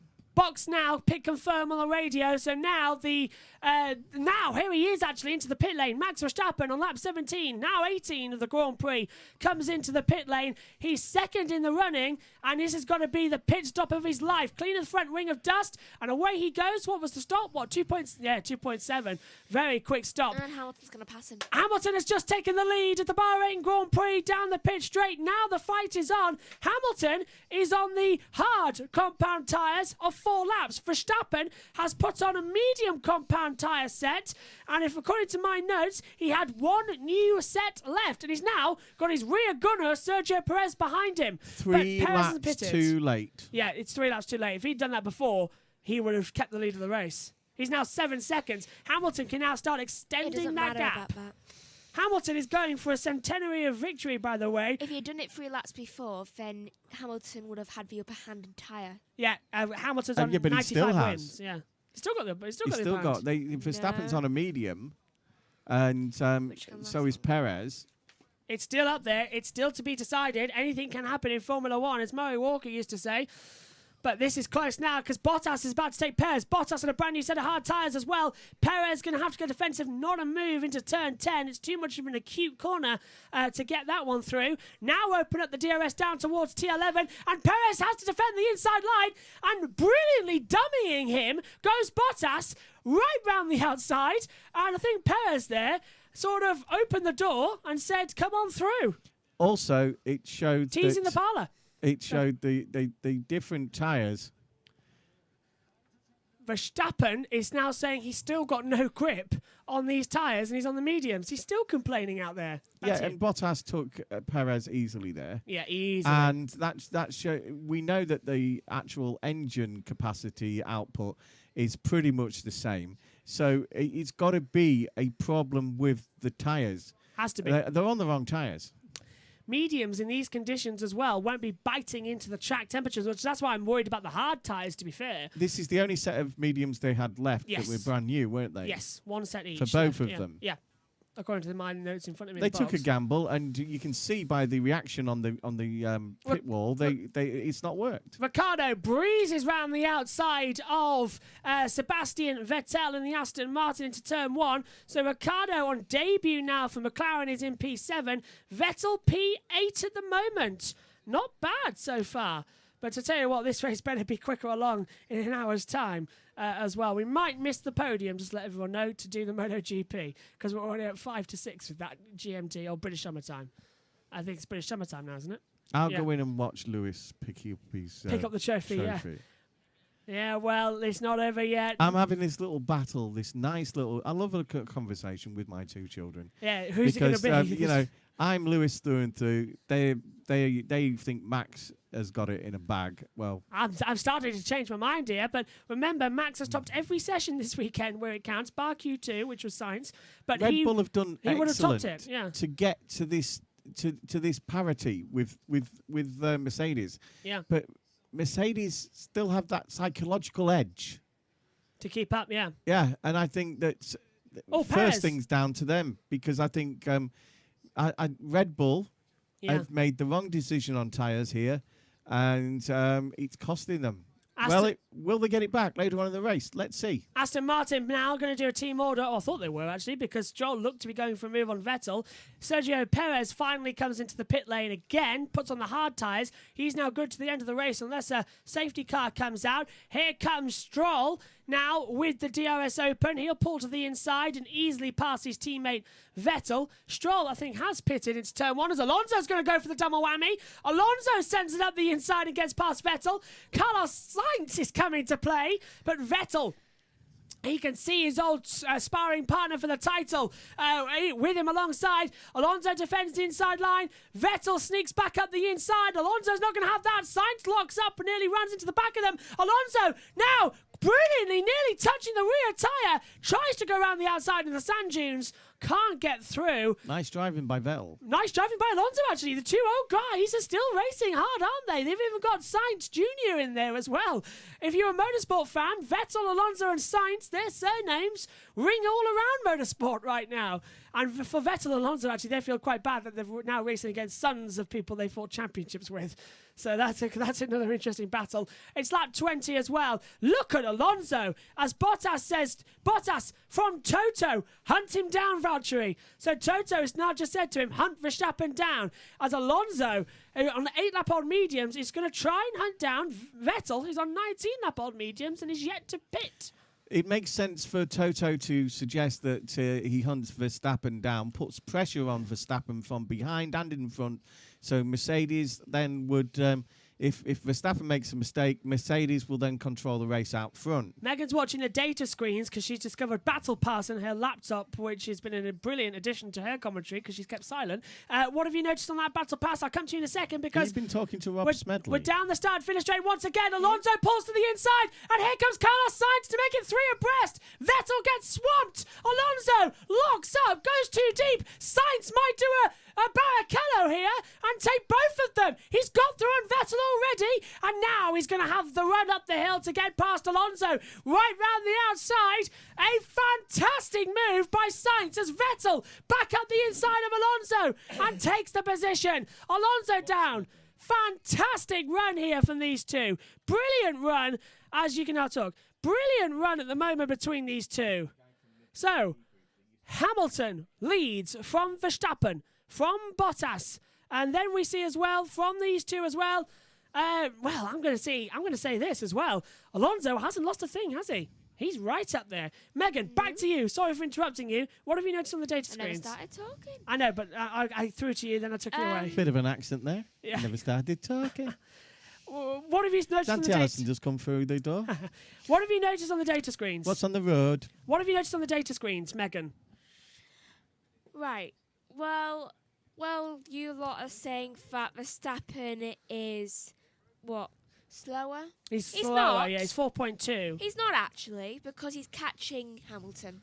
That's your data screen. I'm One look of the at interesting things I'm seeing, I Oh, don't know about you. Perez, sorry, can I crush you here, Dad? Perez going to the inside and getting past Vettel. Vettel needs to box.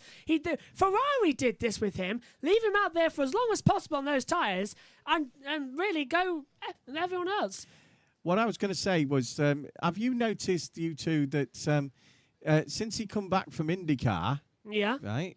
Vettel locks up. Vettel locks up. Yeah. Big time into turn one. He's got position better to close Raikkonen. control. His close control when he's behind another car is as good as it was when he first started. In that Indy 500 race really sharpened him up. He's locked up. He's locked up into 4. He's getting so close, and it's lovely to watch, and I hope some of the others do that. 2005 championship rivals here, Kimi Raikkonen and Fernando Alonso, now racing together. The two old guys in Formula 1. Both of them made their debut at the 2001 Australian Grand Prix 20 years ago. They've taken some time off between them. They're now battling on the track too, and there's Vettel's lockup. He's now slow as well coming out of it. How many of them turn around and say, oh, I can't follow, I can't overtake because of the fact that, the air rush behind is causing... Well, the old guys are showing you that's not true, and Sainz is just following them going, they're going to make a mistake in a minute, I'm going to get them. And this is fantastic watching. We're in for a great year at the moment throughout all the field, as well as we're watching Verstappen striking distance of 6 laps now to Lewis Hamilton. It looks to be a medium overtake, but I don't think it's going to be like that. 2 years ago, we had a lot more battle in the midfield than we did last year. Yeah. And this is showing signs that the midfield battle is going to be more exciting than the front battle. Well, don't hold that back yet, because we've said that before, and then we're going to see some really good moves. As here comes Verstappen versus Hamilton. 3/10 faster on that last lap, Megan. I think you just jumped up noticing that as well on your timing monitor. I'm trying to see where they are. On the driver tracker in front of us. Well, they're just coming around the turn 10 and 11 right now. May I say that currently Verstappen has better performance ratings? You can say it, but the So, viewers can't see it. do you think he's got a problem? No, since he's doing better than Hamilton is. Oh, Race position or not. somebody's retiring from the race. I can't see who it was because we just heard it over our radio. I think it's Raikkonen. No, surely not. Here's Raikkonen now. He's going to say pass Gasly. Alonso into turn 1. Beautiful move. No, that's an overtake. Yeah, it's Gasly. Gasly's retiring from the race. Oh! With I damage. was trying to think of who that. What did I just say? Can I just get quickly on this replay? Alonso looks like he was standing still there. But yeah, Pierre Gasly on the radio has just been told that the car has got damage on it, and so it looks like they're going to have to retire. What did I just say? Who did I say was going to retire? Gasly, you said yesterday, didn't you? I was trying to match the voice to the engineers, and I was going through the engineers. Thinking we've just found who your cursing driver is this year.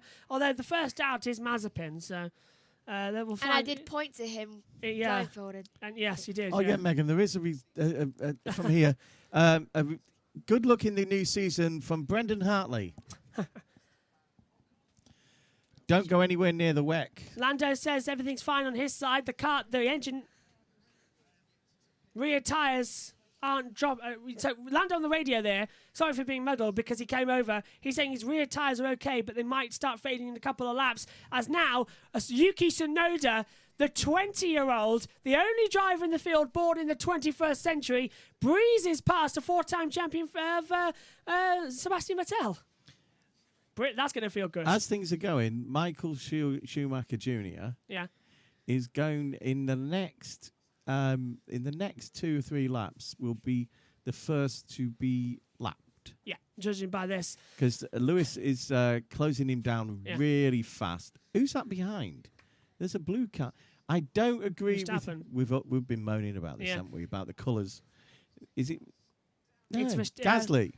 I'm the only one that's not blind. On the monitor, behind Hamilton Yeah, is Gasly behind Schumacher. They've got a black background on the driver tracker. Yeah. And Gasly is black. You can't see him on the monitor. In the name. He's So you can't actually see it very well. You have to yeah. wait for it to get to one of the blue or the red areas to actually read his name. That is ridiculous. They need to change that driver tracker. But right now as well, we can see it's looking a lot more, I don't want to say cool and calm, but it's looking like this is tasty. It's going to get a good race I know here. why they've done the driver tracker like that. It's because it's nighttime, so that's why it's shaded black instead of, But it would have helped us a lot to be able to realise that Gasly might be the first one to be lapped. Yeah, it's Gasly who will be first lap. Yeah, he's down in P19 at the moment, just behind Schumacher, as we now see Perez. Because he's running around almost invisible. I'm going to have to interrupt you here because Perez is going to go for a move. Sainz blocks the inside into turn 1. And now Perez is going to compromise the exit out of 2 and 3, rise up the hill. And now we're really going to see the battle up as Sainz defends the inside line. Perez goes right round the outside, breezes through. Does he get the position? Yes, goes a little bit too deep though. Very deep into turn 4, but gets the position. So Perez up into P8, Sainz down to 9th, and Vettel has finally pitted and it's dropped him down to 17th place at the moment. Not a good day for Vettel. He's back where he started effectively at the beginning of this race. Actually, when you think about the problems that Aston are having, right? I know Stroll's in 7th place, whereas they performed out of their skins last year. They are being affected by the same regulation change as all the cars that have a low rake. Like Mercedes, right? It's hitting them a lot more than it is the others. But it's interesting that there's 2 or 3 of the teams that are running a car up front and a car towards the back. Yeah. And, you've got the Williams together. You've got the AlphaTauris not far away from each other, right? But there are a number of teams that are actually, you're having a great race for one of the cars and a really bad race for the other. Anything interesting on the stat there, Megs? Down at your technical area? Verstappen's catching Hamilton. He is and all. And he's visible right now, because this is... 3 laps ago it was 3.4, wasn't it? Now it's 3.2. What do you mean? He's now 2 tenths of difference, yeah. The gap. Last time we checked was 4-something seconds? Now it's closer to 3, nearly 3.2, yeah. 3.2, yeah, but in the last 2 laps... I saw you checking that. That's why I looked at the 2 laps ago. Concentrating on it. Seymour You're Copran. doing absolutely brilliant, Meg. I'm so proud of you. Seymour Copran says, why did Aston Martin wait so long to pit Vettel? God knows with that one. That was such a silly manoeuvre because now he's dropped right down the order. The only thing is, if a safety car comes out, everyone else is put in front of him. He's on the hard tyres now to the end of the race, so he can go long. I think they're taking a gamble, personally. It looks like they're going to gamble with this. I think they're doing a different strategy, yeah. Yeah, as right now, Lewis Hamilton leads the Bahrain Grand Prix from Max Verstappen after taking the lead in the pit stops. The gap 2.888. Lucky for some at the moment out there. And Pirelli are saying at the moment that this could be a natural, interesting run from Vettel here because now his tyres are good to the end. Everybody else might have to actually pit again for a second stop. So this looks good here. Meg, who do you think out of Hamilton and Verstappen? You've got hards, right now. Hards and mediums, right? Nine. It's not about the tyre, it's about the pace. And right now, we're seeing Stroll under pressure from Sergio Perez, who moves to the inside down at turn 1 and gets through. Great move there. Under these weather conditions, though, I would say medium has the upper hand a bit. Medium, the upper hand. Well, that's Verstappen's tyre, not Hamilton's. And he's a lot younger than Lewis's, aren't they? I think the Mercedes needs to change their tyre compound to medium. It will convert better with the sand. What do you reckon they'll do? About lap 34, 35? Problem is, though, with that, if we're thinking that, they have got no new mediums left. They've got 2 olds for each Hamilton and Bottas. They do have another set of hard tyres, brand new. They would last to the end of the race, though. But they've got old mediums. One of them has done 5 Would they laps. perform to the end of the race, do you reckon? Possibly so, I would say. Yeah, I'd agree with Megan on that one. They would make it to the end. Right now, though, it's lap 27 of 56. So when's that second stop coming? It's Schumacher. We're halfway through the race, so. Schumacher's been passed by Gasly. Gasly is up into 18th. Yeah. Vettel is just been told that the slip control is okay. And right now, that slip control is not sliding the rears too much coming out of the corners and keeping the tyres in a safe manner. And right now, it looks to be that Vettel can make it to the end of the race. The gap is closing. As you heard Megan and Dad say a second ago, it was 3.8. Now it's 2.0. Hamilton saying he can't go any quicker. Megan, we saw this in qualifying. Post-session, Hamilton said, I gave it my all, but that Red Bull is just so quick. Are we seeing it play into factor now? I think yes, since... Definitely nothing wrong with that Red Bull. Hamilton has a bit of slower lap time, and right now the gap is 1.902. Megan, by the way, joins me in the commentary box for the MotoGP race after. She will place Dad in the second chair, standing up a lot more as well. Hopefully, Sam Lowes he's doing Moto2 at the moment. Hopefully, Sam, our local lad, will do well in that. Had a crash in warm-up, but looked okay going into the race. I'll double-check for you now. The twins are doing so. We're so proud of the twins around here. One's in Superbikes, one's in MotoGP 2. Well, I can tell you now, with 4 laps to go in the Moto2 race, Sam Lowes is still leading with a 1.8 second gap to Garcia. As into the pit lane now comes Lewis Hamilton. Megan, I think you are spot on here. Verstappen takes the lead. But you're not right with the tyres. They've putting on brand new hards. They're making mistakes. Yeah, that's their second set. So that's the last tyre, brand new for Hamilton in the whole compound. And after only 15 laps, they've changed tyres. What's Bottas going to say on that? So Lewis in the pits. And he's got to get out before that McLaren. Yeah, they're trying to do the undercut. Lando's coming up. They're trying to do the undercut as well. They're trying to do the undercuts. That's the problem going forward as well. So that's what they're trying to do. Oh, okay, hearing it now. Yeah. So Bottas is going longer into the race distance. Hamilton is trying to undercut Verstappen. But have Mercedes just shot themselves in both feet? Yes. Yes, according to Megan, they have, because Verstappen's now got a lead of 4.5 seconds. A Stroll pits, and he's had a lot of problems on the inside front there. He takes off the mediums and puts new hards on, brand new hard tyres. Why is everyone going for hards when... That's his only new hard tyre as well. Yeah, so what best weather conditions can hards do? Yeah, but it's night time, isn't it? Yeah, but the track temperature out there... temperatures must be falling. Track temperature's at 27 degrees. It's risen 3 since the race started. Really? Yeah.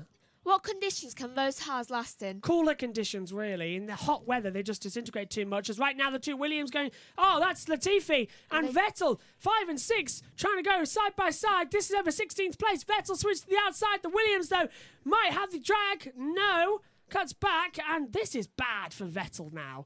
This is almost embarrassing for Sebastian. He's down in 16th, battling the Williams. And they think that, okay, in a desert like let's area, put the hards on, where the sand and the track temperature is getting higher, 27 let's degrees. put the hards on and avoid the mediums, which last better in this condition. Softs work even better as well. Actually, the softs work better in colder conditions. The hards don't really work well in hot conditions because they do they degenerate. They degenerate quite quickly. So you're right. The ideal tire right now is surely going to be the mediums, and I can't see why they're constantly switching to hards.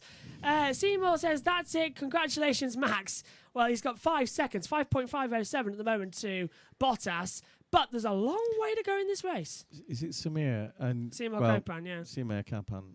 And, too early. Hamilton said, I could have kept in there a little longer, I think.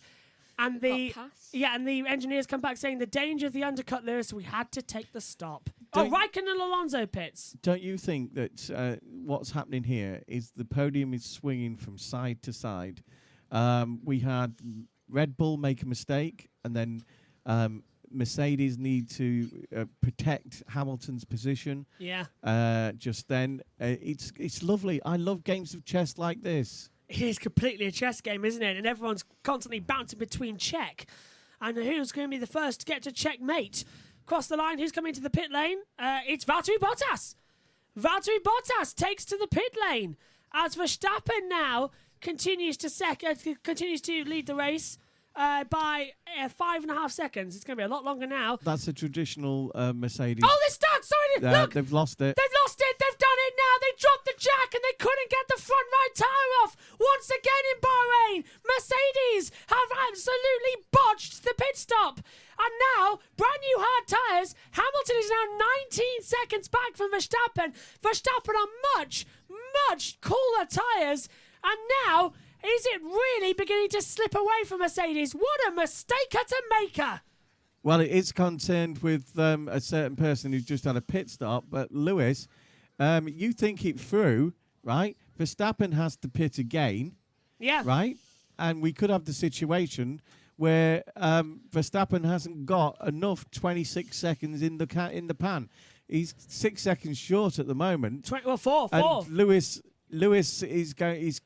He's got a new set of tyres, right? If Lewis eats into that, yet again the podium will swing the other way. Let's take a look at this then. So coming in, the jack goes off. They can't take that front right tyre off as we're looking at it. The jack man drops it, and then they say, "Come on, pick it up. We can't get the nuts off here." Oh, and that was a very sloppy stop there from Mercedes. 10 seconds. And Alonso is saying he's got some deployment issues on the energy. And they've copied it. So now Verstappen leads by 19.6 seconds. Let's hear from the radio. Info at this stage. So Max and Lewis have cut the track at turn 4. And now Max has just been told that Lewis and Valtteri have cut the exit at turn 4. His engineer has told him to do the same thing, but Verstappen said, no, shouldn't they get a penalty for that? That's true, according to the regulations. They should. Turn 4 is a major area where you need to get penalties. Yeah, like 3 times over, it's a black and white flag. 3 times, one more, it's a. They should have a 5-second penalty. Don't you think this is the Red Bull's way of, without actually, just nudging the penalty rather than asking for it? Perez is, by the way, just past Ricciardo for 6th. Well, and Norris saying that the tyres are staying quite even. Norris is in P3 at the moment and looking pretty in that McLaren Mercedes car. And this is Hamilton. This is why Verstappen was told over the radio, that's all 4 wheels off the curb there, Megan. That's slam dunk. In qualifying, that happened quite a lot, and everybody was penalised. That is so clearly off the white line that but is it Mazepin could do better than that. Was it gaining an advantage, though? Yes, because it's straight line in the corner, basically. You get a much He's better gaining exit. time. Yeah, and look, the gap now, The way he 19.9, returned to the track, it didn't look like it Trust me, that exit, if you get it right, you cut across the barrier and you get up to speed a lot more And to quicker. be honest, think when he he did did go get it around right. turn 4, I saw, like, it went from 19.8 to 19.43 or something. And 19.0 we've seen now. this over the years with Ferrari. When you start doing things like that, saying little things to help the stewards make a decision, it's it rebounds on you. Congratulations to Britain's Sam Lowes, who has just Yes. won the Moto2 race at Qatar. We'll be covering the MotoGP race following Lincolnshire's this. Sam Lowes. So get in, Sam. Well done. Well done. Leclerc pits as well Proud for of you. P5. As into the pit lane also comes Danny Ricciardo. So now Ricciardo gets the first stop. He didn't want that earlier on this afternoon, did he? Sam has been so rejuvenated over the last 2 years. Yeah, and now he's going for the title after losing it last year due to a hand injury. Anyway, back to Formula 1, away from Moto2. Clean stop for the the Ferrari and McLaren and Danny Ricciardo. Although Ricciardo is 3.2, Leclerc 2.4. Look at Yuki Tsunoda. Norris Tsunoda's is in P7. third. Yeah, Norris Yeah, P3. Tsunoda's just been doing his own thing there. I was worried about him about 5 laps ago. He seemed to be stuck in a rut around about 10th or 11th. But he's doing fine. This is his first Grand Prix, and he's done excellent. Oh! And this is bad news for Megan, because the rear brakes have now failed on Fernando Alonso. And Fernando Alonso, on his return to Formula 1, is out of Formula 1's opening race. Megan is one of Fernando's biggest fans, and she is disappointed. You can see it in her face. More like angry. Rear Angry. brake failure, and that is him out, unfortunately. So Alonso's out Well, of the race. it's not like his fault. It must be the engine. It's the brakes. It's the brakes, Engine though. team. It's the engineers. It's the brakes have just failed. I did actually see It's the not front. his fault. I did actually see the front brakes were locking up golden when Vettel locked up a couple of laps ago. I didn't know the rear tyres were going, but they have now. It's not his fault. No, it's not his fault. Norris pits from third, a lap later than Ricciardo. Let's see what he can do. Bottas P3 at the moment now. Norris goes onto the hard compound tyres. It's a slow stop. It's a very slow stop. 4 seconds in total. Both front right and rear left would not work. We've seen enough from Alonso in this race in the first 34 laps to suggest that he's not lost anything. In fact, he's gained some of his old mojo, hasn't he, Meg? Yeah. You can cheer up a bit now, Meg. This is very much a development year, 2021. Alonso's looking forward to the new regulations in 2022. Into the pit lane now comes Yuki Tsunoda. Takes off hard tyres he's had on for 18 laps and puts on a brand new set. His last new set of tyres as well. And no sign of Gasly retiring, by the way, who had damage to the car. He's still plotting around, and he's down in 16th place as Tsunoda comes out in P13 behind Vettel. Yeah, there are a number of drivers that we thought would do a lot better than this. Hamilton's on the radio, and he's been told to go quicker, to go 1:34. And Hamilton has just been asked to increase his lap time from 1:34.6 to 1:34.0, and Lewis has said he can't do it. He's not going to make it to the end, so he can't do it. And there's Fernando Alonso out of the car. Smiling, though, is Fernando. I think Lewis is the best judge of how his tyres are going. Yeah. With the experience that he's got. Bono will pass that back, and they'll have another look at it. Seymour Coprad might be correct with this one. Congratulations to Max, 17 seconds at the moment. Splits Hamilton and Verstappen. A further 17 seconds splits Hamilton and Bottas. It's all over the shop today. 20 laps to go soon. Yeah, it's come up quite quickly, actually, and it's just gone 5 past the hour, so we might actually get the podium in before we have to go for the MotoGP. That's nice. MotoGP is on at 17:55 British Summer Time as well as we try and go forward as well, going further. And it's Verstappen from Hamilton, Bottas, Perez, Sainz, Norris, Leclerc, Ricciardo, Stroll and Russell top 10. And it's still going well. Megan's just vanishing out of the... You're already muted, mate. Megan's vanishing out of the box. I've muted myself there trying to do that. Megan Bay back in the box in a few seconds' time. She's lost her sound guard there on the desk. So then, Dad, who do you think is going to win this race? Is it going to be Verstappen? Well, it's still up in the air. Hamilton and Verstappen. Yeah, Hamilton and Verstappen still the 1-2s. Are still the prime movers in this race. I'm interested to see who's going to be the third one on the thing because, Sainz and Perez are just showing some absolute, calmness and the laps that they're putting in are really regular. And I think we could even have a Ferrari. Yeah, I think we could have a Ferrari rather than a second Red Bull on the podium. Verstappen saying, if my pace is good, just keep me out until the end. And engineer saying, understood, Max. So thumbs up. They're going to go well there, aren't they? Was that one of those psychological radio calls? Anything you can do, I can do better. Yeah, because, that is possibly why they changed at the wrong time. Yeah. And now, 16 seconds still. We're watching the battle on board with Kimi Räikkönen in 11th and over... Can I just say who's in 10th place, who's gone quite unnoticed? George Russell, looking to get his first points for Williams in his career. He's had 3 points previously with Mercedes, but never had points with Williams. He's running P10, but he's got Kimi Räikkönen running just behind him very closely. And now Russell goes defending. Räikkönen pulls to the outside at the same time. Tsunoda passes Sebastian Vettel into turn 1. Russell doing some lovely defending here in Bahrain. As Räikkönen tries to go around the outside, they touched. Wheel-to-wheel stuff. And now Räikkönen trying to go around the outside, pushes the overtake button, clips him again. Russell has to back out of it. Räikkönen, an aggressive move there that the stewards might want to take a look at because he hit George about 3 times on that back straightaway. Yeah, it looked pretty clean to me, but I know what you mean. It was a bit of wheel banging, a bit of handbags, but... that's what we want to see, isn't it? Absolutely. And now look at this. Russell's going to get eaten up, sadly, because here comes Yuki Tsunoda down the inside. Don't overtake at turn 10. That is a fantastic move up the inside at turn 10 at Bahrain. An acute 90-degree angle corner, and he's taken him. And here comes Vettel now. Vettel from 12th moves up into... Vettel from 13th moves up to 12th. George is struggling on those tyres. He's mediums. How long's he had them on for? As I check that... 22 laps. No wonder he's struggling. He's got to go in. He's just falling down the thing. He's not going to get any further behind, is he?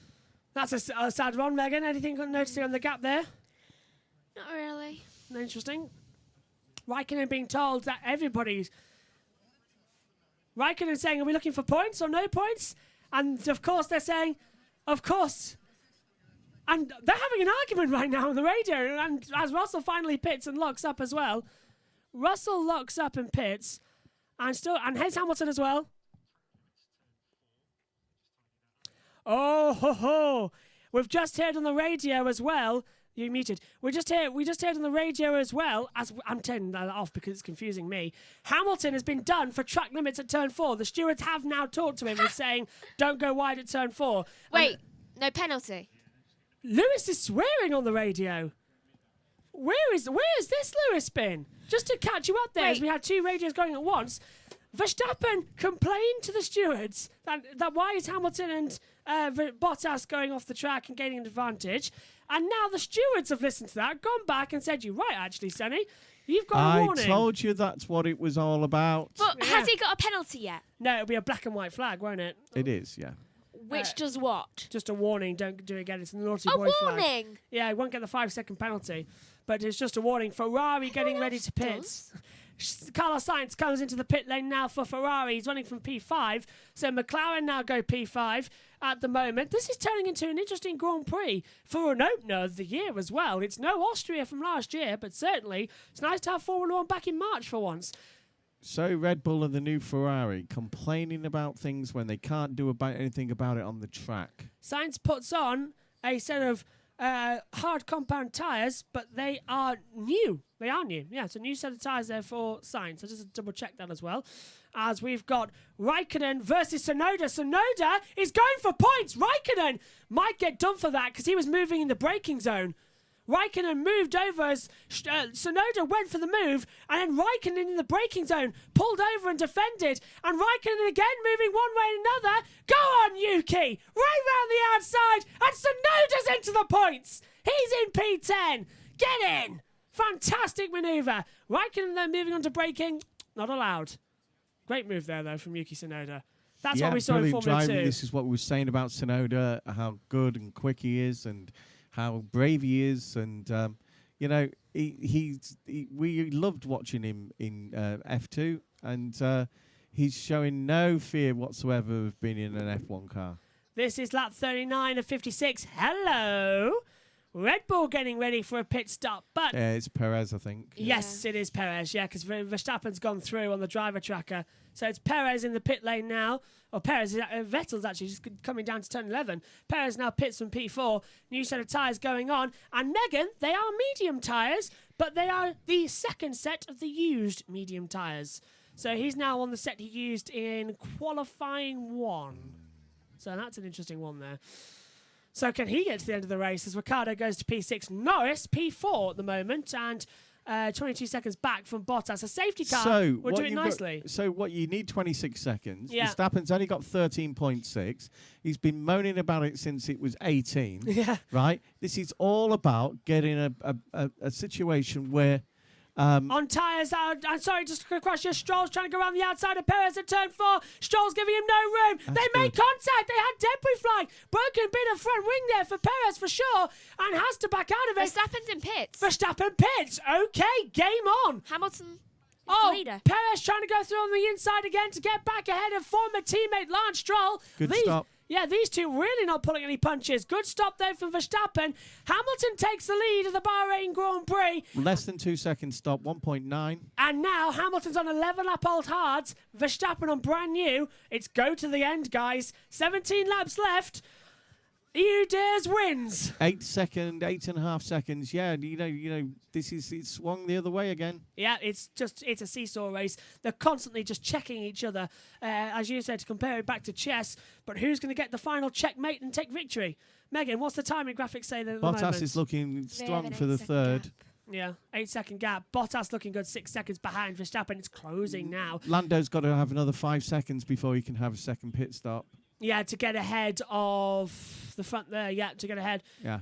Well, this is certain, and this is Perez now trying to chase down again former teammate Lance Stroll. Stroll's very slow in the straightaway. Perez on those medium compound. Now they've got warmed up. Breezes past like he was just a fly in the wind there, and your car doing 800 miles an hour down towards turn 1 and a B's there. Who's going to win? So at the moment, then. Verstappen is in second place. Hamilton leads the race. I stopped myself there before I made a mistake.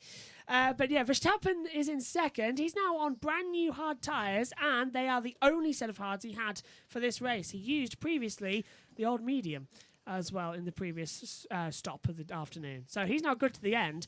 Hamilton's going to be closing, and a well-timed safety car like we saw at Shakir 3 months ago at this track.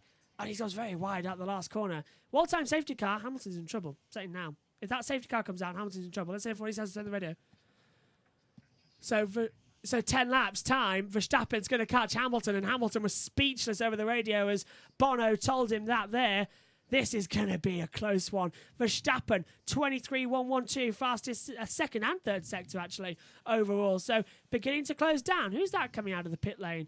It's Pierre Gasly, back on brand new hard tyres, and he slots in now, 16th. I believe, still in 16th place, right behind Nicholas Latifi, who's in P17, and Latifi with the DRS. Is he going to look to the inside? No, I think that AlphaTauri's got the grunt there of the engine of the Honda to keep him up there. But Megan, are you going to be prepared to eat your words if Honda win the opening race of the year for the first time since 1988? No. Okay, fine, fair dues. I thought you wanted Verstappen to win. Yeah, but it's Honda engine power. Yeah, but I don't care about Honda. It's Honda engine power. I hate Honda. Yes, ever since what they did to Fernando's career and the Indy 500. Yeah, Megan's not very a fan of Honda, but still. He should have drove a Chevy. Yes. Well, he did, didn't he, the second time? And a finished Chevy to the levee. He did the second time when he came back last year. been a quiet race now in the middle half as everyone's done their pit stops. The real interesting thing is watching Verstappen close down on Hamilton. Last year, this was where it all got interesting. 15 laps to go. 15 laps to go. And every race, this is where it got interesting. Now, we know that from what's been predicted by both of them, that round about 5 laps to go, they'll be on top of each other. But who will have the better tyres? That's the thing. And Max Verstappen sets the fastest lap with a 1:33.228. Oh, it's getting tasty now, isn't it? That is an entire 100th of a second faster. I think this is flowing away from Lewis. He's a 10th of a second faster per lap. This is it, guys. This is Verstappen war. radio. And he will have Hamilton won't have enough tyres to challenge when Verstappen closes in on him. Verstappen's got an open door here. Mercedes have basically opened the picnic basket and let Yogi Bear come in. And says, go on, help yourself, have a chicken leg. I think that's one of those... Do you know everyone are you listening radio messages? Yeah. It's not. I don't think that's true. What? Why would you be saying that about... Why would they tell Verstappen that about that? Because... Surely that's... Because Verstappen's not an idiot. He knows that isn't going to be... Code, yeah, it'd be code. It's code. It's a code for save your tyres a little bit. Don't close this gap too fast, otherwise you'll wreck your chance. Because he has got a chance. We've all worked that out. Yeah. But you've got to get past Lewis, right? And you're going to have tyres of your own. As Murray Walker used to say, catching is one thing, passing is quite another. And Lewis Hamilton has just set a new Formula One record for 5,112 race laps led. He's just breaking the records every time he gets in a car these days. I think he breaks a record every single time Soon it'll be the Lewis Hamilton record book of the year. It would be, yeah. It would literally just be... Try and beat him. Who's won the most races? Oh, Lewis Hamilton. Who's got the fastest laps? Oh, it's Lewis Hamilton. Who's had the most podiums? Lewis. Actually, no. Poles. He's on 165. He's got the most poles, hasn't he? He will. Yeah, he's on 98 poles. Could have made it 99 yesterday, but Verstappen stopped him and on wins. He's on 95. He could make a century of both sometime this year. Who? Max Verstappen chasing Lewis Hamilton down for the Grand Prix victory here in the opener at Bahrain in the Gulf Air State. If you're watching here on the watch along, do please stick around post-race because we'll be transferring over to live watch along coverage of the opening race of MotoGP. That follows this programme immediately here on YouTube. Megan joins me for that one. Megan. Lewis has the most podiums in Formula 1. 165. Michael Schumacher, 153, yeah. And it's poles... Oh, Verstappen, fastest second sector time of anyone, a 40.159. Yeah, I can tell you that because I've got it in my stat And book only here. stay on for the MotoGP if you're not too tired. Very funny. Yeah, that's going to be a good one. Well, just in case anyone says, oh, why does he commentate on MotoGP? I've been doing it for about 7 years. I think I'm well enough equipped to take over on YouTube. It's that 44.56 of this race. I'm looking forward to the MotoGP race, actually. It looks to be a cracker. And hopefully, like the Moto3 race was a cracker, this should be. Russell gets out of the way. No Brits on the top flight anymore. No. But we've got some good ones. Jack is coming up. You know, Sam's rejuvenated. You know, there's next year. Maybe we should cover the junior formula of MotoGPs instead as well. But yeah, do stick around after this Formula One race for the MotoGP race here for watch-alongs. The Brits tend to go into superbikes. Or Formula One, personally, yeah. They tend to go into 4 wheels rather than 2. Yeah, but also superbikes, you know. We've dominated superbikes over the last few years, but it is not seen as the main motorcycle thing. Sorry, I just heard my TV. My TV was buzzing a little bit there, so it's getting rather warm in this box as well. So we might have to sort that out before the MotoGP. But still, look at we are on air. We've got a lovely red neon sign saying on air. But this could be the penny in the whistle because we've got a yellow flag out on the track somewhere. Yellow somewhere on the track. Do we? Yes. Oh, yeah. Yeah, then we got a spin. Ocon has two of them. Ocon's made by. Is that Hamilton? No. It's not even the same team, Josh. It's It Vettel. says Alpine on the back. No, and to be fair to me there, it's Vettel, but the back of it has got a Mercedes logo. So I did think to a second. But no, Vettel and Ocon making contact. We've gone green. What we should have said is what Martin told us to say, that I think you'll find. That's what he always used to do to Murray. If Murray had jumped in, got the wrong thing, I think you'll find. Okay, well, I'll call this right. I did it earlier. I'll call it right this time. So Ocon comes down to turn 1. Vettel locks up and just runs straight into the back of him. I don't think there was a way there. That was Vettel locking up. Wing damage. And he changed... Well, actually, I'd just like to point out there, Sebastian, Ocon didn't change line. You did. Everybody... no, you can't possibly do this at 100 miles an hour without occasionally getting the wrong thing. Yeah. You know, and that's... Look, he just comes in, and no, to be fair, and anti-stall already kicked in. To be fair, that looked like Vettel's fault. That looked completely Vettel's fault. It looked like Megan was driving. Yeah, if you were watching the qualifying show yesterday, I win. You know just how much Megan can be in terms of aggressive driver. Megan went to the Kiki Rosberg School of Driving. At least I win. Where she was taught by Nelson Piquet Sr. Yeah. To, if you can't go round them, drive through them. Well, just like, it wouldn't be a first race after Murray passed away if I didn't make a mistake. Well, everybody does, and you don't crucify yourself. Crofty makes about 6 every commentary. Fair point. But still, it's lap 46 of 56, 10 to go. And I still think Crofty does really, really well. I'm loving this race as well. It's a barnstorm. We've had to turn the fan off in the box because it was overheating some of the equipment. Because it has got really hot in here as well. The sunshine has been out here in our UK studio, so it's boiled the top. You cool. It's nice and it's nice, cooler in here. She's cold now. Anyway, at the moment, Verstappen. She was cold to begin with. Verstappen, his last victory came last time out at the Grand Prix of Abu Dhabi. My question to you: can he still do it? The gap now, Dad, 4 seconds, 3.9. Yep, we've had that gap before. It's just increased slightly to 4. You know, are you worried about the monitor? No, I'm fine. I was trying to be discreet there to our radio listeners, but go on. This that's because the people not listening on the radio can see us. Yeah, can see what you're doing. I was off camera for a second. You're just panicking because Megan set the place on fire during lockdown. That was not my fault. You have to interrupt me. Sorry, Sainz has just passed Lance Stroll. Sainz up to P8, Stroll down to P9. So already they're having a little bit of banter between each other. Sainz P8, Stroll P9. I'm liking this. So are me and Maggie. So then, coming up with 10 laps to go of the Grand Prix here at Shakir, Lewis Hamilton leads. He's got 3.3 seconds to Max Verstappen. Verstappen is closing him hand over fist. This is looking a good one. And this is Carlos Sainz. And what's this on Sainz down towards turn 1 on Lance Stroll? This is the replay of the manoeuvre. That was an easy move on the inside. Beautiful as well. Couldn't really do anything to defend there, really, Stroll, could he? No. Megan? It's one of them things. Megan spotted something on her laptop. I can see. What is it? No. Okay. Not telling. Keeping something back to make herself look knowledgeable. I'm actually not looking at the timing screen at the moment. I'm looking at the winners, and I noticed just like the oldest winner was born in the 19th century. Wow, winner of the 1951 French Grand Prix, yeah. He was 53, which means he was born in the 19th century. He was Victorian. Well, there you go.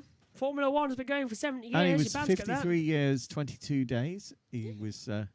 He won the French Grand Prix in 1951, and it was Luigi Fagioli, yeah. Yep. And Farina wasn't too far behind. He was 46. We've now got a striking distance on the Nearly ABS 47. saying that Verstappen will close him in 5 laps, but the gap's 2.7 seconds. 2.8 now. Hamilton's got bogged down by these lapped cars. They've got to get out of the way for Verstappen on the straightaway. And under investigation is Sebastian Vettel and Esteban Ocon. What a surprise. For causing a collision. What a surprise. Usually the first one is the one that's guilty of the second hitting the second one when they're doing the investigation. Do you know that Sergio Perez Ocon's past Vettel again. the And record. sorry to crush you. Ocon's past Vettel, and this time he hasn't brake tested him into turn 1. But Verstappen has really got to get out of the way now. Megan, back to you. He has a record for most races before first win with 190 races. Is that more than Hülkenberg? Yeah. Well, the second place there is Mark Webber, who did it. Who won after 130 races. 2009 German Grand Prix, yeah. Yeah. Webber You didn't even look at the screen and you knew that. What, that was 2009 German Grand Yeah. Prix? I remember commentating on it. Yeah, because the one you naturally think of is Rubens Barrichello. Yeah, that was 8 years. But he's wasn't it? actually Yeah. in third place. How long was his races? Well, it was shorter races back then, wasn't it? 123. Yeah, it was shorter races back then, wasn't it? For 17 per year. Jensen went 23. 113 and still became world champion. So Hungary 2006. Barrichello was 2000 Germany after Schumacher went off. it's all about doing your apprenticeship in the lower cars, isn't it? Well, Megan's just delighted, by the way, in the broadcast that she said to me pre-season that her head wouldn't be cut off, but she's just gone and cut her own head off now in the commentary box monitor. I rearranged all the TV graphics and you still cut your head off. 2.5 seconds left. That's because you're my daughter, and that makes you related to Anne Boleyn. That's a good one. 2.4 seconds left at the moment between this gap at the front. So Verstappen is closing on Hamilton. Verstappen has now got past the Alpine of Ocon and the Aston Martin of Vettel. There's a lot of A's in this championship, by the way. I've counted 5 for teams. Lewis is matching him, though. It's not going to be 5 laps before the end before he catches him. You say that. Hamilton's last lap time was a 1:34.1. Verstappen's a 1:33.8. It's going to be 3 laps. Yeah, this is going to be a dogfight to the end of the Bahrain Last 3 Grand Prix. laps. Do you remember 2018 when Bottas caught Vettel up and tried to do it as well, and he didn't get through, did he? Yeah. Bottas tried and tried, but could not get through. It's a psychological boost when you can actually see him getting closer. And so Verstappen car behind, and Hamilton says, "Leave it to me, Bono." Yep. This is going to get interesting. This is going to get What are you tense. gonna do? I want to know what they're going to do. Just stop him in the middle of a track. Oh, brake test him. 2.2 seconds. Well, ladies and gentlemen, boys and girls, it's been 3 months away, but we're finally going to get it. Red Bull proved in qualifying they've got a car that can take on Mercedes. Now they are proving it in the race. It's Hamilton versus Verstappen, and the leg beginning to twitch there Ooh, of James Allison. Usually it's the foot twitch for the Red Bull team principal, Christian Horner. This is close. This time Mercedes are nervous. Yeah, this time Mercedes are. They could lose their crown. Regulation changes have hurt their car, and it's benefited. For now. As I said in the commentary yesterday in qualifying, Mercedes have dropped the ball. Red Bull want their ball back to begin with. Don't you think it's a bit of a hollow victory when the FIA have to do a rule change to actually stop the dominant team winning? What is the point of that rule change? Okay, then was Alonso's championship in 2005 not worth it? No. Because they changed the regulation to stop Ferrari. Jenson Button winning in 2009 changed the regulation to stop Mercedes v Ferrari. Whenever it happens, it's wrong. They changed it to stop Red Bull winning. I'm sorry, so the fact that you actually want to have a proper race. They've dropped the ball. Next year, shouldn't the people who produce the fastest car be allowed to have the fastest car? But they've made their own mistake. It's not racing. Stop shouting because you blit the mic. They've literally dropped the ball. I'm not getting into this because we've got to concentrate on the battle, but they've dropped the ball. I think they're on it. But and I think they're on it. I think you lot thought you lot. I'm muting him now because I've got to concentrate on the fight here. I'm sorry, but Piers Morgan. I'm sorry, but Red Bull have designed a blinder of a car. Mercedes have really failed at the back end of their car with the floor, and we saw in pre-season testing it's horrible. Let's get into the technicalities, right? The rear floor was actually reduced, and so was the diffuser. Yeah, but they've gained it all back. Reduce the power of the lower rake cars, right? That meant that Ferrari and Red Bull get an advantage. They're closing a rule out. change should not give an advantage to another competitor. I'm sorry. It's allowed to stay the same advantage to that. I've got to interrupt you both because they're now 1.4 seconds between the two of them. Yeah, this is getting you can close. actually see them. 1.4. It's getting close. 1.5. Hamilton a little bit squarely out of turn 2. Up the hill. Well, this is what we wanted. This is what everybody wanted. A proper title fight. Bottas to win. 15 seconds back. It could be Talladega Nights, Ricky Bobby and Ricky Bobby making contact with Jean-Marie on the last lap of the race, and they just go rolling over again and again, and they do Max is already thinking about where he can overtake him. Lewis is already thinking about turn one. Where will he want to try and overtake me, right? Hamilton's off! Hamilton's locked up into turn 10! He's gone too deep! And now the gap is going to be less than a second! Hamilton proving he can feel pressure! The gap's still a second! Of course he does. Yeah, he won't. From anxiety. Verstappen won't have it. He has now! He will have the DRS! Hamilton is squealing left and right! And that's really lost it now. Verstappen is on it. Now, down the back straightaway towards turn number 14 and 15. This is it. Lap 51 and 56, about to become 52 and 56. This is the battle in the last 4 laps of the race. Who's going to win? Verstappen's going to have DRS. Is Hamilton going to lock up into turn 1? He locked up into turn 9, and that too was a heavy braking spot. Verstappen has the DRS, looks to the inside, can't get a move done here. Now, if I was Verstappen, I'd compromise the exit out of 2. Hamilton's tyre's already squiggling. He's done it. Exit at 3, you get a nice straight run uphill with the DRS. And if I was Verstappen, I'd throw it to the inside, but no, he's a bit too far back. Russell has just passed Vettel, actually, for 14th place. So Russell's up to 14th. Great job there. Down the sand dune section we go. And again now, this is coming up to where Hamilton locked up before. And Hamilton's regenerating energy like mad. As you said, Dad, he's thinking he's going to pass me in turn 11. The second DRS straight. Okay, you two, heads or tails, quick before we get to turn 9 and 10. Who's going to take the lead? Bottas. All right. I think Hamilton's still going to have the lead then. Though, not for long. DRS 2, and now Verstappen's visibly closer on Lewis Hamilton down to turn 11.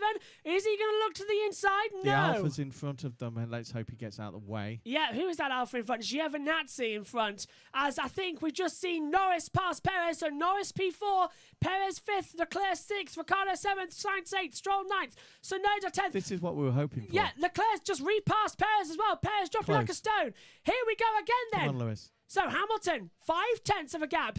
Hamilton's going to have the DRS to defend here because he's within a second of Giovinazzi. Yeah, I was thinking that as well. Yeah, and Hamilton, I've got no rear, so he's got no rear tyres.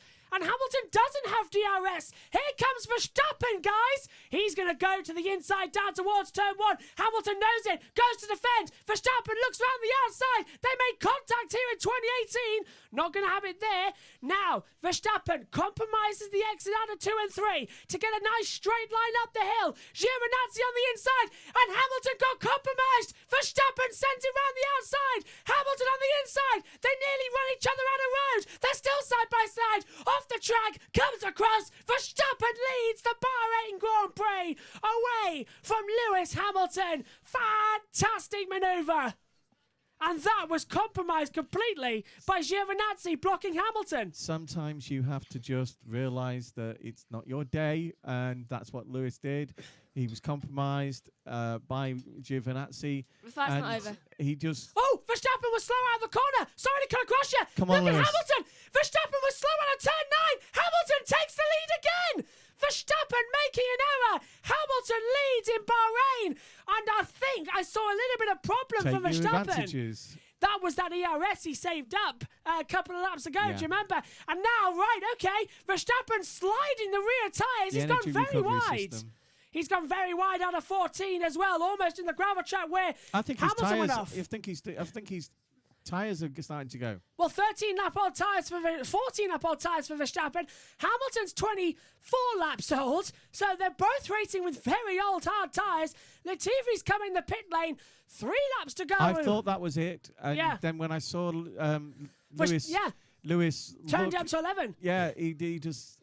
He got the energy, got the juice, and now Verstappen had to save a little bit. Verstappen had a very poor exit out of turn 9 anyway. He was in the middle of the track The just fight looking will where come he'd to go. the very last lap now. Lewis had DRS as well, and now he's in 5/10 again. Hamilton again regenerating energy. Is Verstappen going to do the same? I think he did, actually. Once again. Yeah, I think he's going to save it for the last lap. Yeah, very wide at the exit. He's got to save it for the last lap. I don't this think is a lap exactly mover. what we wanted, though, wasn't it? Megan is looking at that timing monitor like a duck out of water. Who will be happy, me or my kids? Well, I don't think Hamilton. I thought Verstappen had got the lead. Then he was slow on a turn 9. Hamilton made a mistake there again. Lewis had got the lead, lost the lead. And let's hear from Bottas. Bottas been told it's fighting in the front. It could get smelly. Keep on it because he could still win this race. That's what you said, Dad. Yeah. 15 seconds the gap. Lap 54, 56. This is a fantastic race. Sensible driving up to now from both the front two. Yeah, we're gonna have to. 20 minutes to go until we're on here for the MotoGP. So we're going to remain with the Formula One, obviously, for hopefully the podium ceremony. But now a gap less than a second. Hamilton's pulled it up. Verstappen won't have DRS down the start-finish straight. He's going to have to use his ERS energy, and that's really going to annoy Verstappen as we start again. So now, lap 55 of 56, the penultimate lap of this Grand Prix, and now Hamilton can just breathe a little here because he's not going to get it into this part of the track. He might get it. It's going to be last lap. Yeah, this is Verstappen's saving energy, isn't he? It is going to be last lap saloon. Well, it was last lap Lando. Is it going to be last lap Vax? Oh, hello. Valtteri Bottas pits. He's got 28 seconds, though, to Lando Norris. Yeah, let's just see if this is a good stop this time for Mercedes. Yes, very clean stop and away. So that's a good stop there. Medium tyres going on for Bottas just to secure if there's an accident in front, presumably, over Lando Norris. Seymour Copeland saying, that's what we want to see.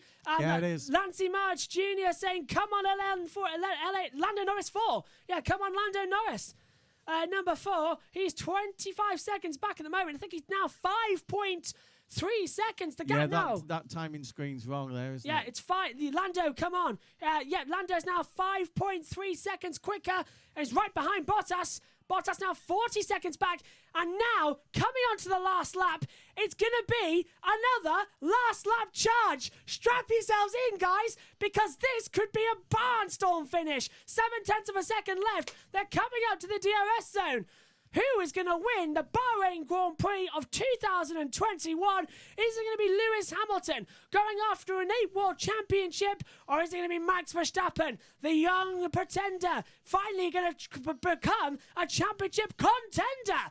Last lap time here in Bahrain, down towards turn 1. Come on, Lewis. Verstappen has the DRS. He's a little bit too far back to make a move into turn 1. Hamilton knows this. He would have regen some energy, but still, he halved the gap. There's another DRS up towards turn 4. This is where we're going to see it. Uphill towards turn 4.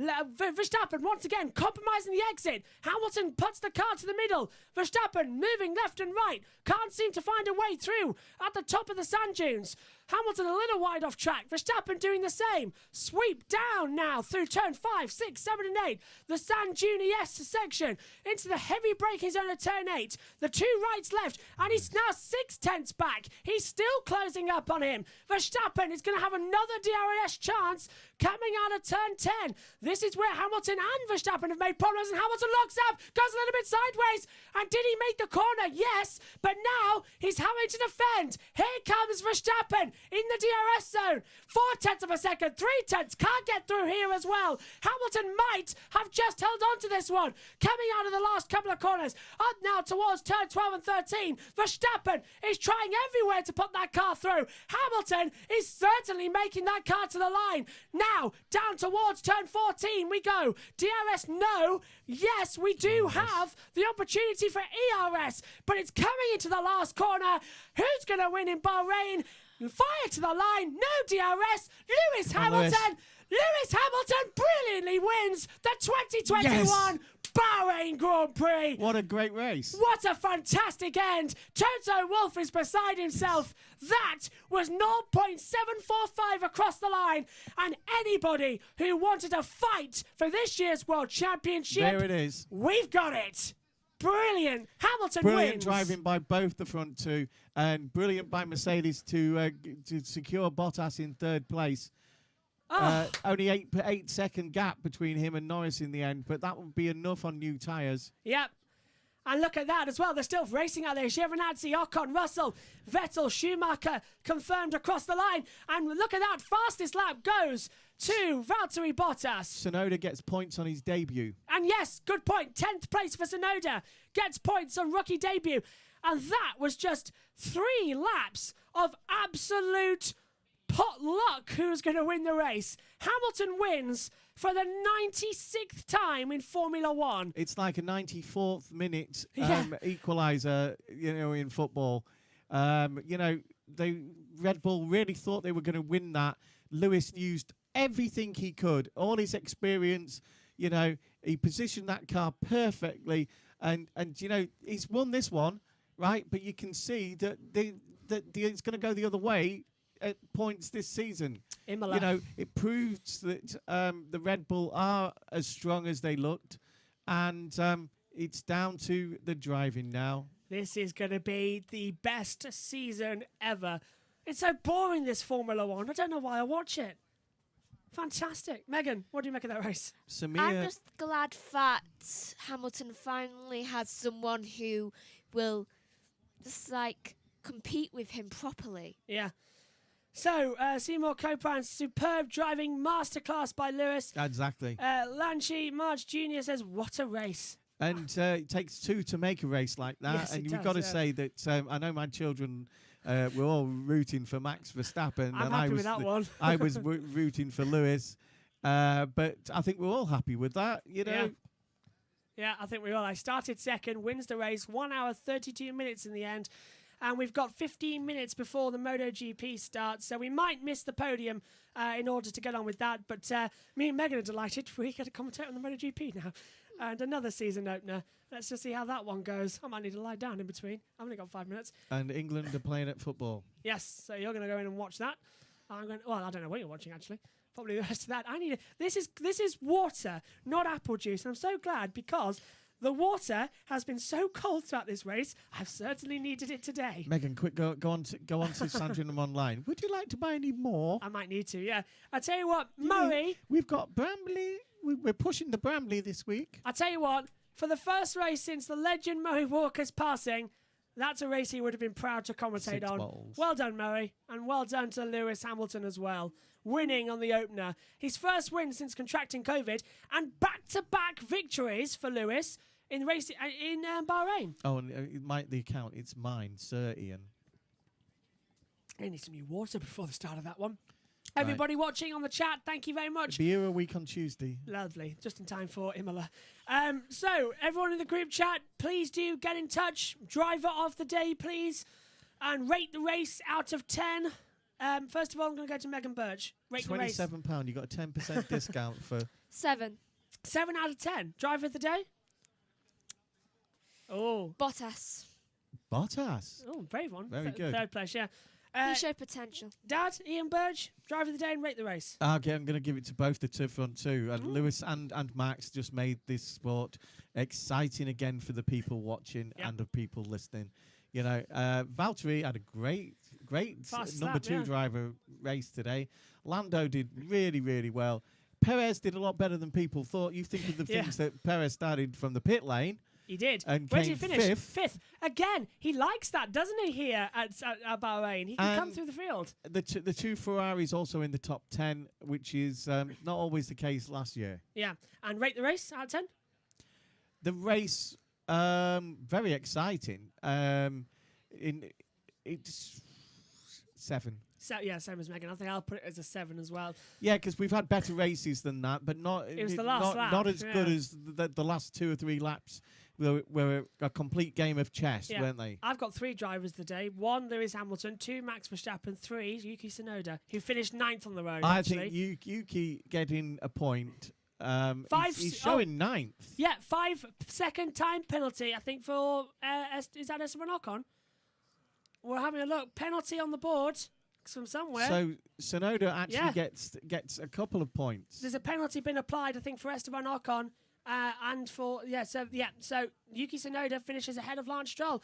Aston Martin gets a point on debut as well, but I'm putting Yuki Tsunoda with 2 points on the board for a debut. Mighty fine job. I like the way Lewis was a bit. Well, don't I deserve a hug? Yeah. From Angie. Just done that race, isn't it? Look at that. The timing graphic even saying that 57. It's a 56 lap race where he lost 1 as well. Jensen's going to talk to Max. I think we might miss the... I think Max does look a bit disappointed. He shouldn't, because I know it is natural for him to be a bit disappointed, because that race was so brilliant in the last 4 or 5 laps because of your driving, Max. I think we might miss the podium because it's 10 minutes until we go on air for the MotoGP, so I do apologise. We'll have to go off air in a couple of minutes and probably miss the podium. I think is it time for me to go then? Leave you two, and she can have my yet. chair. Yeah, not just yet. She me and Megan have posh chairs. I have to stand up. And he has to Your stand choice up. to stand up. It's your choice. You have a chair. I have a chair, It's but not I as just good as stand our up. chairs, though, is it? It's a more more comfy. modern one. No, yours is more comfy than that one. We have a difference of opinion. We have a difference of opinion. Anyway, it is comfy, that chair. So though. we'll have to, we'll have to go off air in a couple of minutes anyway for the. I might nick that for the computer chair. No. There's one in the shed. Oh, we have another one. Yeah, Last 2. time that happened, 2 of it each. broke. We've got 2 of each. What are you saying? Last time we had one of them, it broke. I have lost weight. No, I just had to point I'm out. talking about I you. know. It was me. I remember. Yeah. It went. It broke underneath. Yeah, I just had to point out the person who broke it was Megan, who kneeled on it. Well, and she elected not she to tell never us told that, me that she kneeled it. I thought you just sat on it. No, she put her legs up on it and it I cracked. don't see why it cracked. I was only, 10 at the time? Yes. Yeah. Anyway, we must end. I think Was that stone or kilograms? I think we're going to have to wrap up, unfortunately. We're going to have to wrap up. My baby is not 10 stone. I'm going to have to stop you two because we've got to No. go off air. Isn't she beautiful? I'm creeping now. Good. So, I'm sorry. Oh, sorry. We're going to have to stop and we're going to have to go off air. We're going to miss the podium. Apologies for that. But join us either later on tonight or tomorrow for the Sunday race review. Or the Grand Prix review, it's now called. Thank you to everybody who gave me birthday wishes, and you know it was lovely to have birthday wishes from all over the world. Yes. You know, and I literally did have birthday wishes from all over the world, and it made my day actually. That you know, people in Australia, in Mexico, and as well as our own continent, you know, Holland and Belgium. So, quickly, to round off, my thanks to France. Megan Burch, my thanks to Ian Burch. One Germany. word to describe that race. Megan. Anticlimactic. Good point. Dad? Lewis's. We're sorry we can't show you the podium because in about 7 minutes' time... I'll watch it. Yeah, in 7 minutes' time, join us here again on YouTube because we'll be covering the MotoGP season opener, but Formula One moves on and the next race is at Emilia Romagna in Italy, in Imola. Join us then. Lewis Hamilton wins the Bahrain Grand Prix. Goodbye. I enjoyed that. I'm glad I got the